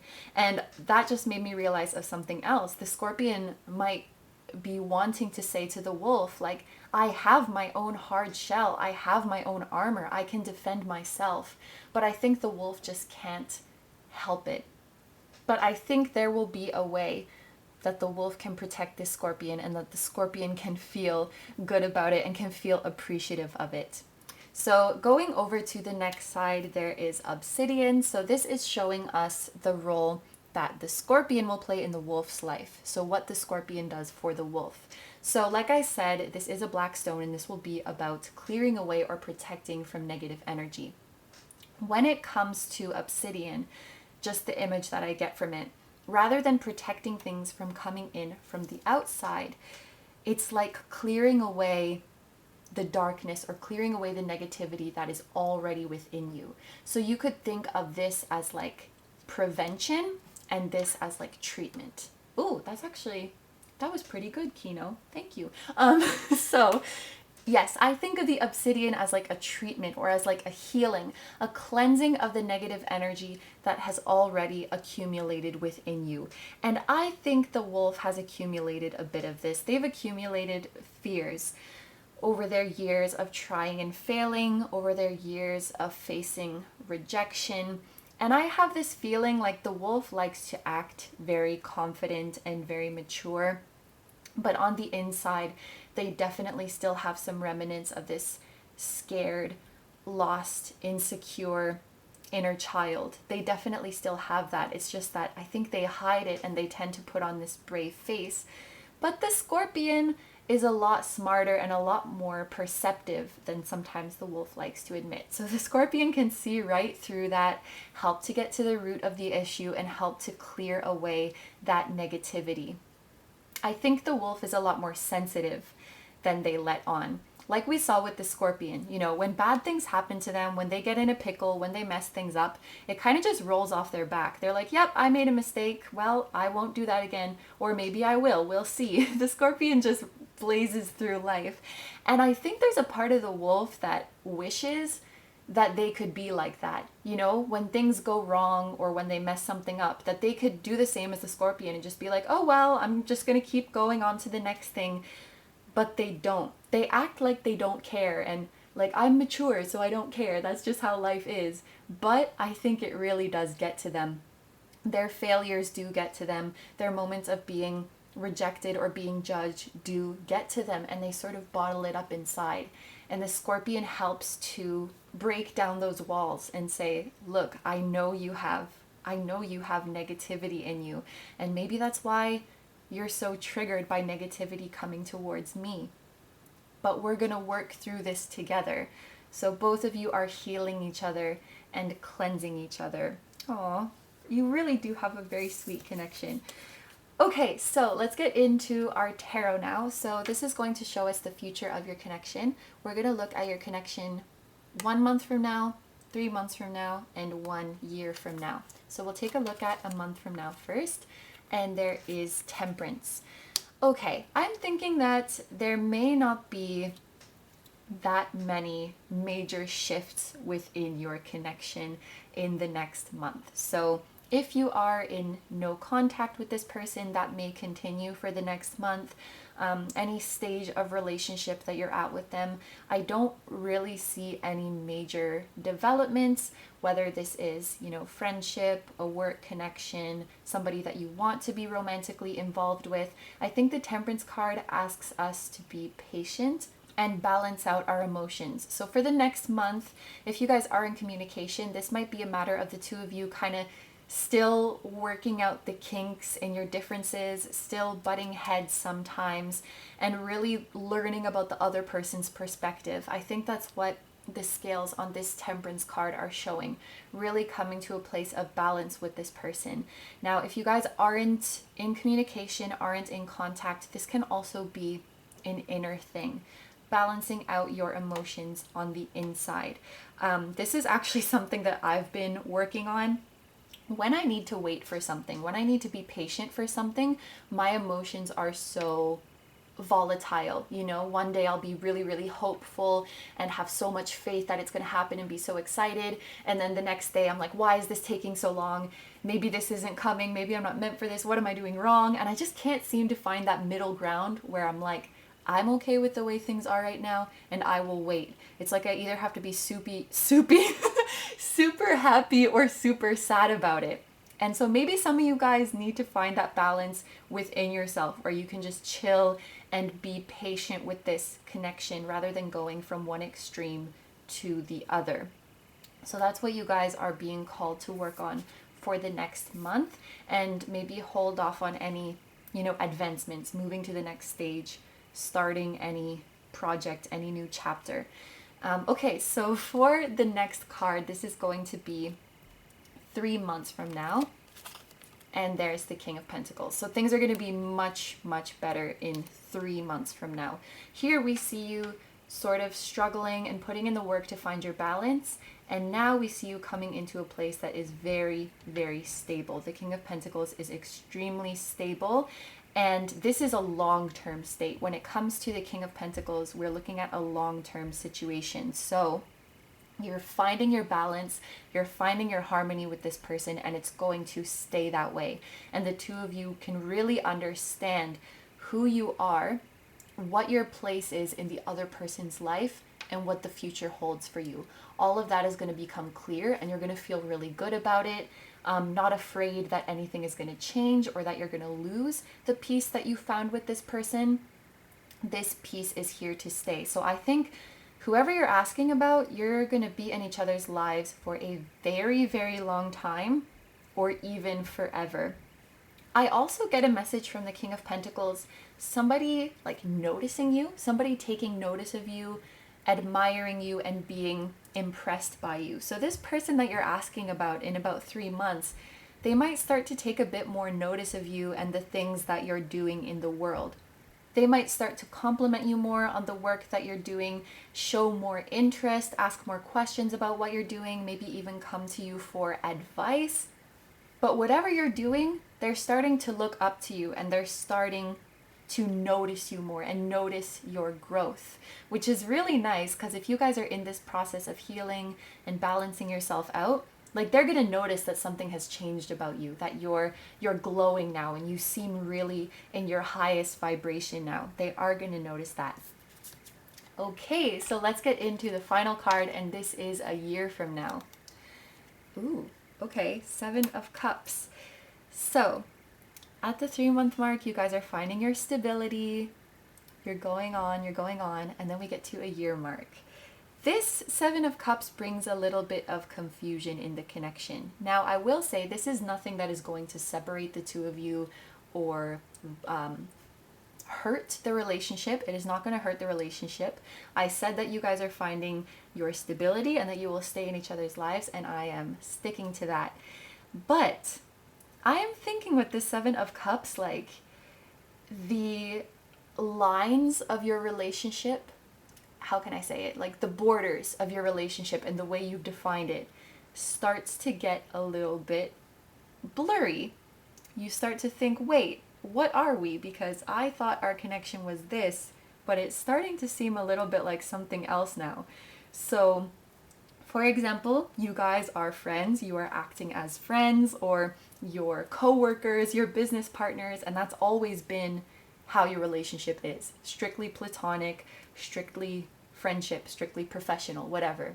But in a year from now, maybe at some point, and you can't even put your finger on when it happened, but you start to notice, wait a minute, we're acting a little bit flirty with each other. We're acting a little bit like a couple with each other. When did this happen? I didn't even notice because it was such a subtle transition and it felt so natural. But now that I take a moment to step back and look at it, are we flirting? Like, do we like each other? Is there sexual tension? Like, what's happening? So it could be something like that. Maybe the other person is giving you a little bit of mixed signals, or the other person feels that you are giving them mixed signals. So there's a little bit of confusion, and it could be kind of overwhelming, especially because what if you're the only one who's feeling it? You know, like you feel that things are starting to take a romantic turn, or the dynamic is starting to change. Are you supposed to bring it up or not? Because what if the other person doesn't think so? And then you bring it up and they don't feel it too, and then it's very awkward and you just made it awkward. So it's a lot to think about. This could be a little bit of an emotionally overwhelming time. And this can go the other way too. Like if you guys are starting off as romantic, you may notice a year from now that at some point you started just acting more like friends. You started acting more platonic, or a romantic partner that you have a business with, for example. At some point it just became all about the business and it's not very like romantic or affectionate anymore.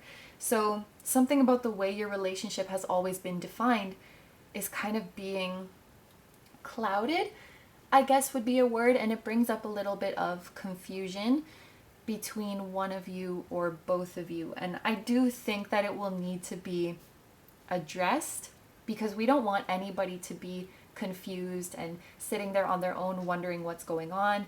And even worse, if you're both feeling that way but you just both can't say something about it. Because if you do get this in the open, this might actually lead to a positive evolution of your connection.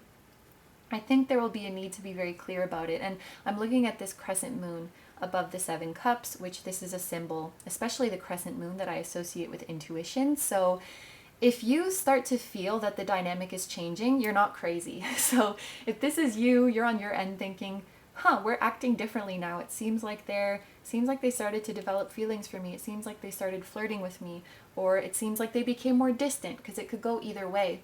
You're not crazy. Don't think that it's all in your head. If you're noticing a change in their behavior, it's because there has been a change in their behavior and your intuition is on point and there is a reason for it that you should ask them about and that you should find out. Interesting. So the future of this connection is a little bit of a mystery.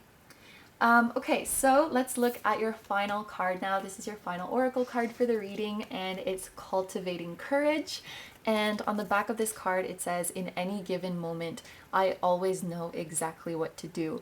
I think this is kind of a nice follow-up for this Seven of Cups message. Remember that your intuition is correct, and be brave enough to bring this up to the other person.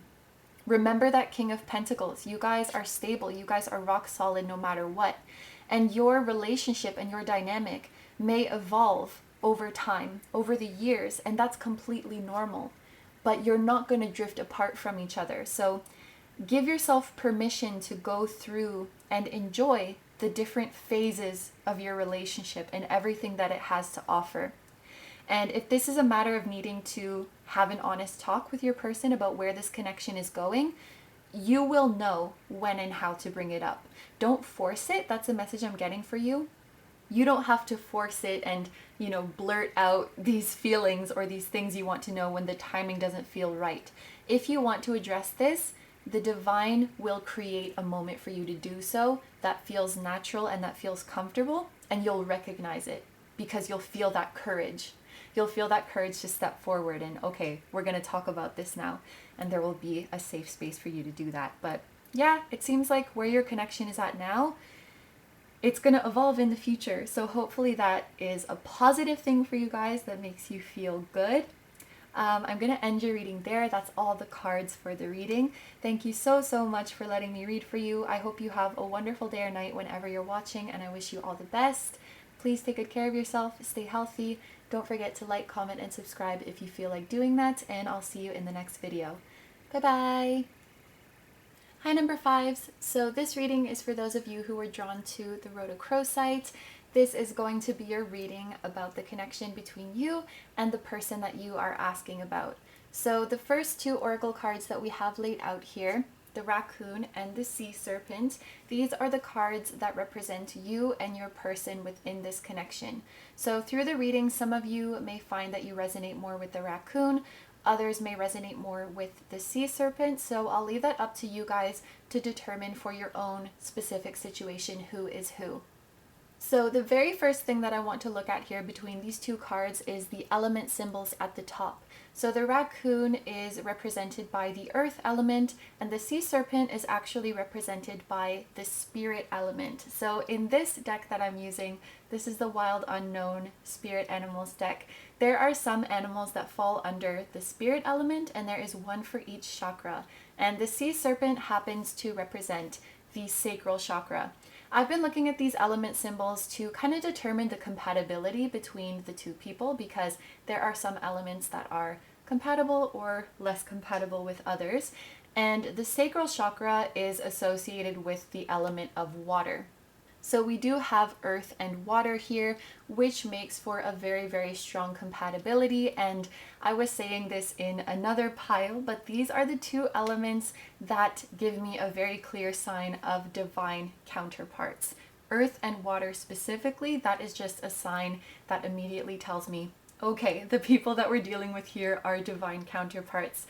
So what that means when I say that is that you guys have had a lot of past lives together in which you have played a very significant role for each other, and it's most likely that a lot of your incarnations together have been romantic in nature. So if you guys were asking about a romantic interest, this will be a very strong confirmation for you that yes, you are romantic soulmates. However, you can be asking about any type of connection. It just may mean that you have had a lot of past lives as lovers and learned a lot of your lessons together in that way.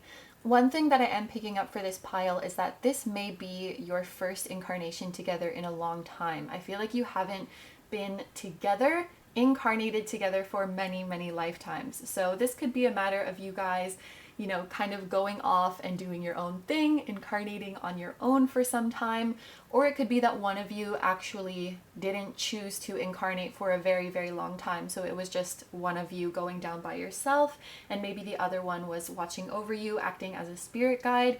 But in any case, the 2 of you are here now together on Earth, and I just feel like it's the first time in quite a long time that it's happened.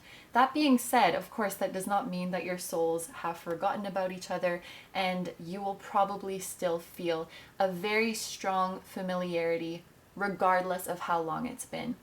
So let's get into the meaning of the individual cards now, so maybe you can start to get an idea of who is who within this connection. So I'll start here with the raccoon. The meaning of the raccoon as a spirit animal is it represents these traits of being resourceful, of being very determined to make the best with what you have and always find the positive in a situation. So always trying your best to stay optimistic, and whatever struggle life throws your way, you can find the solution to that problem, and you'll also find the hidden blessing and the hidden lesson that lies within it. So the raccoon makes me think of someone that no matter what happens, they just buckle down and keep going and keep working towards their dreams, even if they don't have all of the privileges that they would like to have or all of the resources that they would like to have. They just find some way to make it work, and that's very much because of their attitude. Like, they have this fighting spirit where they don't give up. And when things are easy, they don't just throw it away, they just maybe think a little bit harder. They look in places for the solution where maybe other people wouldn't bother to look. So this is a very disciplined person, very hardworking person, and I think they have quite an optimistic outlook on life. Even if they haven't had the easiest life, which I don't think that this raccoon person has. In fact, I think that there are many things that they didn't have handed to them. Maybe they had a rough childhood, maybe they have struggled financially for a significant portion of their life, but they will not let that get in the way of their success and their dreams now. So they're very, very strong individual. No matter what happens, they just keep going. So on the other hand, with the sea serpent, I do think that the sea serpent is struggling as well, but it came at a different time in their life. I feel like the raccoon is struggling now to find success and to achieve their goals. Whereas when it comes to the sea serpent, I think they had a little bit more help in their life, a little bit more privileges when it came to the road to their success and the realization of their dreams. But the struggle now comes from their dream has come true. They've gotten what they wanted. But with this dream came some other not so pleasant things. I think maybe it came at a cost. Just for an example, I'll take the example of a celebrity. So let's say somebody really wants to be a famous musician, and then it happens, but now they have to deal with paparazzi, and they have to deal with every single person on the internet having an opinion about their life, people trying to invade their personal space, not being able to have a normal social life, and having a very unrealistic or unreasonable, very tiring schedule that they never have a moment to themselves. They have to always be inspired, always be putting music out when that's just not a natural state to always be in. So I hope that you get the picture with that. It doesn't necessarily mean that this person is a celebrity, but I thought that was just a very easy way to explain. Yes, you got what you wanted, but it came at a cost, and you may have escaped the stresses of your old life, but now you have to deal with the stresses of your new life. Changing our outer situation can only do so much for our inner state, I guess is what I want to say. So I think the sea serpent has learned that, whereas the raccoon very much already knows that. They know that their attitude is the single most important thing, their most important asset that they have, and that a change of attitude can do wonders in your life, or it can be very detrimental in your life. So I think the sea serpent will learn that lesson, and maybe the raccoon can actually help them to learn that lesson, but just a bit later on in their life. I think that's going to be the raccoon's role in the sea serpent's life, is to get them back into this place where they see blessings instead of problems, and instead of waiting for their problems to go away so that they can be happy, they make the best of the situation that they're currently in, and they choose happiness in the present moment. I think that's the biggest lesson that the raccoon will teach the sea serpent. As for what the sea serpent teaches the raccoon, I think that the sea serpent is teaching the raccoon to want more for themselves and to aim higher. I think the raccoon is very humble. So they may be very talented, but they're not so confident to put it out there. Or maybe, for example, their work that they do, the services that they offer, whether they're an employee or they have their own business, whatever it might be, they might be accepting a job in which they're quite underpaid, or they may not be charging enough. They might not be setting their own price high enough for their services, and inviting in that higher standard of life. And the sea serpent sort of says, come on, you're amazing, like you should value what you have to offer more. It's almost as if, like, for example, the raccoon grew up being very frugal, and even when they don't have to live like that anymore, they continue to live in this very frugal way. And the sea serpent is saying to the raccoon, like, you don't have to live like this anymore. You don't have to be so resourceful and make use of every scrap of resources that the universe gives you. You can ask for more, you can work with more, you can treat yourself and celebrate yourself. So the sea serpent is helping the raccoon to welcome abundance into their life and to feel really, really worthy of it, and realize that they don't have to be strong anymore. They can relax, they can enjoy life now. Is the sea serpent a public figure? Because I'm actually kind of getting that feeling. The sea serpent might be a public figure, or just somebody who is very, very successful. And I think the sea serpent has a lot of eyes on them, because you see, it's like the sea serpent is trying to protect itself by being in this circle. And this in the middle looks an awful lot like an evil eye to me. So the sea serpent might have a lot of eyes on them, a lot of people who are jealous of them, who want the success that they have. And so they have to kind of keep things on the down low. Also, with the sea serpent representing the sacral chakra, I think that there are very many people who are attracted to the sea serpent. Many people, not just who want to be like the sea serpent, but who want the sea serpent. But the sea serpent is very attracted to the raccoon. Please take that how it resonates, because I know not everybody is asking about a romantic connection, but if it applies to your situation, the sea serpent could have some sexual feelings towards the raccoon, or be very, very physically attracted to the raccoon. And also, because of the sacral chakra, I think that the sea serpent does have some very creative and artistic talents, regardless of whether or not that is their career. This would be somebody who enjoys expressing themselves creatively.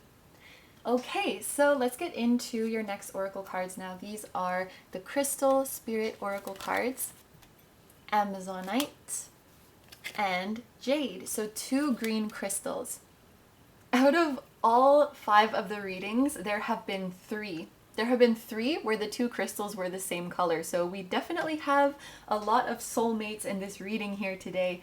And you guys have this green color, and you also have the pink of the rhodochrosite. And these are both colors that are associated with the heart chakra. So this is the space between the 2 of you in which you experience the strongest connection. You guys have a very deeply empathic and compassionate connection with each other. And when the heart chakra is connected, this tells me that you guys are capable of psychically feeling each other's emotions, whether you are together or separated, or whatever the circumstance is between the 2 of you, in communication, in no contact, you can and will feel each other's emotions, because it's as if your heart chakras are just like an open channel, like they are one, they are connected. So yes, the heart chakra is very, very strong in between the 2 of you. That is a meaning of both of these, because they both have this green color to them. And both of these stones are also really helpful in soothing your emotional body and calming anxiety. So maybe because the 2 of you understand each other's hearts very, very well, you have a very calming presence to each other. I think that you guys could have a very affectionate relationship as well, regardless of the nature of your connection. Maybe you experience a lot of physical affection together, or it can be verbal as well, like the 2 of you really praise each other, compliment each other a lot, offer words of encouragement and affirmation to each other. You really, really nourish each other's hearts and really soothe each other. And these 2 green stones here can also speak of abundance and prosperity. So one of the purposes of this connection is for both of you to enjoy the finer things in life and to enjoy a lot of abundance.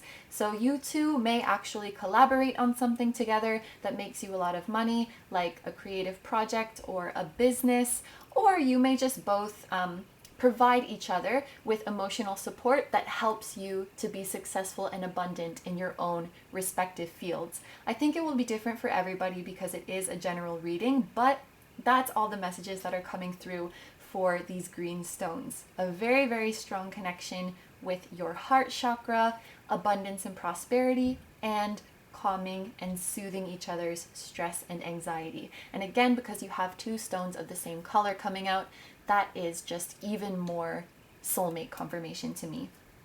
So let's get into your tarot now. This is going to show us the future of your connection, and I'm going to look at the future of this connection in 1 month, in 3 months, and in 1 year. So we'll take a look at 1 month first, and there's the 8 of Swords. So communication between the two of you for the next month, it may be a little bit blocked.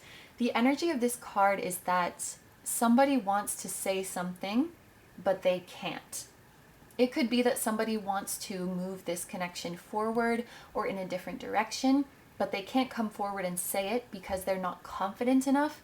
Very, very often this 8 of Swords does deal with mental blockages as opposed to something tangible in the physical world. It's more of something like, I'm too scared, I feel like I can't do it, I'm too nervous, I'm not confident enough. So the person is holding themselves back from saying it or holding themselves back from taking action. However, in some cases, it can be about circumstances out of the person's control. It could be that the sea serpent wants to come forward and they're worried about that evil eye on them. They're worried about making a move that is very visible to people. It could be something like this.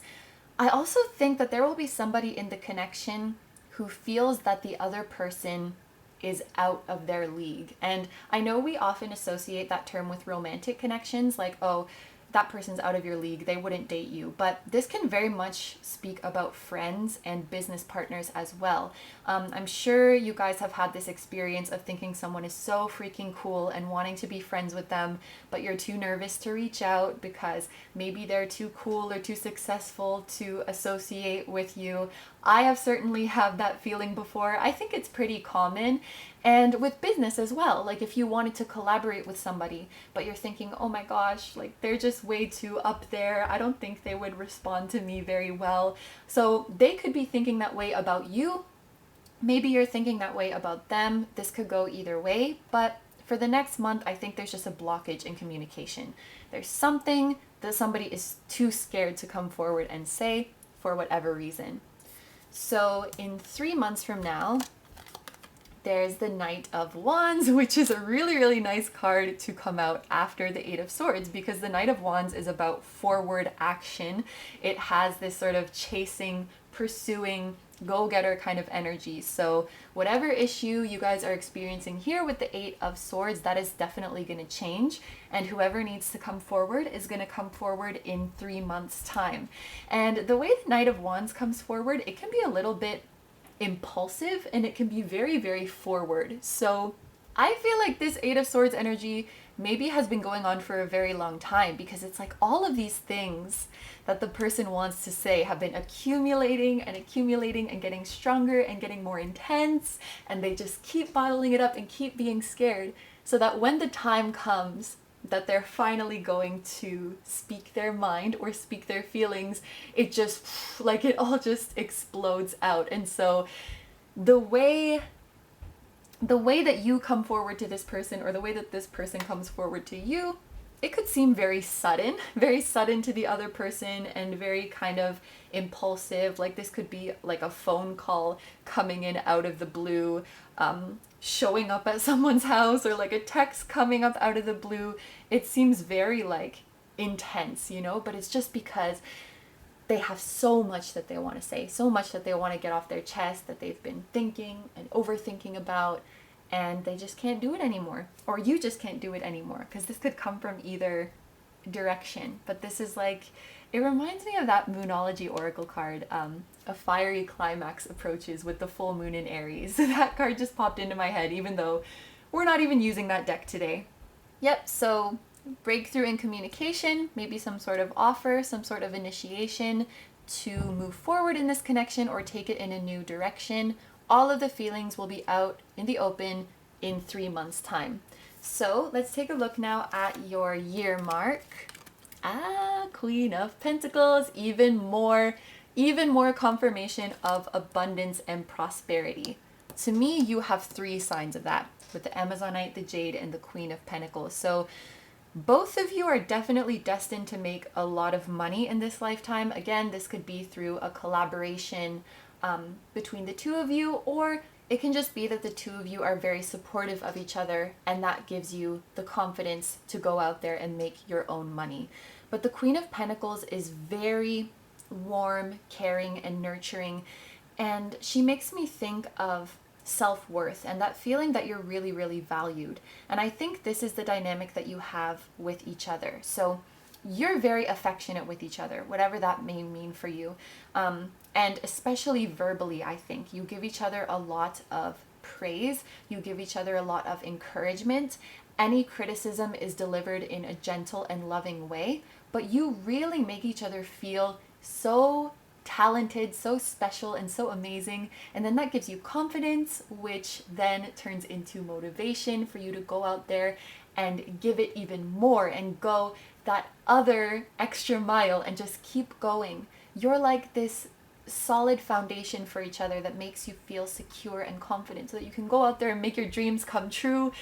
And it's almost like without each other's encouragement, maybe you wouldn't have believed that you could really do it. Of course, our self-worth does not come from external validation, but sometimes it just takes one person who believes in you, one friendly or encouraging message, and a little push from somebody who really knows how amazing you are. It can make all the difference. So that's what you are for each other. And I see you in a really stable, really happy place in 1 year.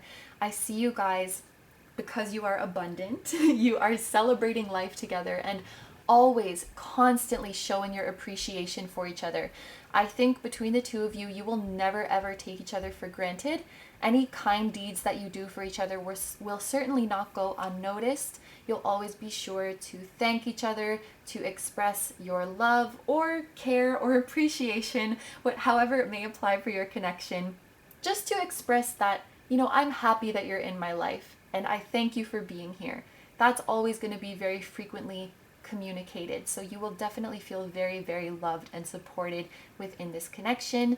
And you will also be very, very rewarded in whatever the two of you are doing out there in the world for your career. You're going to be very rewarded and celebrate those rewards together. Okay, so we just have one more oracle card for this reading. This card, Honoring Adversity, and the message on the back: a fire reveals a path of renewed direction once the burning is complete. So, at some point in the future of this connection, and I'm thinking that it might actually be after the 1 year mark, there is going to be some change that disrupts one or both of your stability. So this could be a sudden change in somebody's career, a sudden change in somebody's living situation, those things in our lives that are generally constant and that we would hope when they change, it's our decision. I think there's going to be some abrupt transition where somebody has to make this change with the way they were living. Almost like a tower moment. So maybe the career that you have now is not the one that you're going to have in a year or so, or the career that the person you're asking about has now is not what they're going to be doing in a year or so, or the place that you live. Something major like that I think is going to change, and I think it is going to be quite, I guess a shock is like the only word that I can think of to describe it, and a little bit uncomfortable. I think the two of you will live through an uncomfortable transition together. And I actually just got a message that for some of you watching, this may be what's happening to you right now. So for some people, this will happen in the future. For some, it's happening right now. I also want to tell you, if you are going through this right now, it won't happen again. So if you're going through this right now, that year-long prediction was not for you. This is not going to happen to you more than once. But Spirit is going to redirect the two of you onto a new path.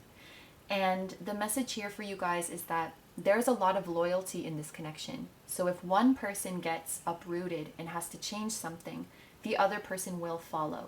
So if this is you going through a scary transition right now, don't be afraid, because this person will stay with you through that. They will be with you no matter what and stay loyal with you till the end. And anything that is being taken away or dismantled from your life at any point, it is going to show you a new direction to more happiness, more success, more abundance, and more love. And you have this faithful companion that will be there with you through it all. Okay, so I'm going to end your reading there. Thank you very, very much for letting me read for you. I hope you have a wonderful day or night whenever you're watching, and I wish you all the best. Please take good care of yourself, stay healthy. Don't forget to like, comment, and subscribe if you feel like doing that, and I'll see you in the next video. Bye bye!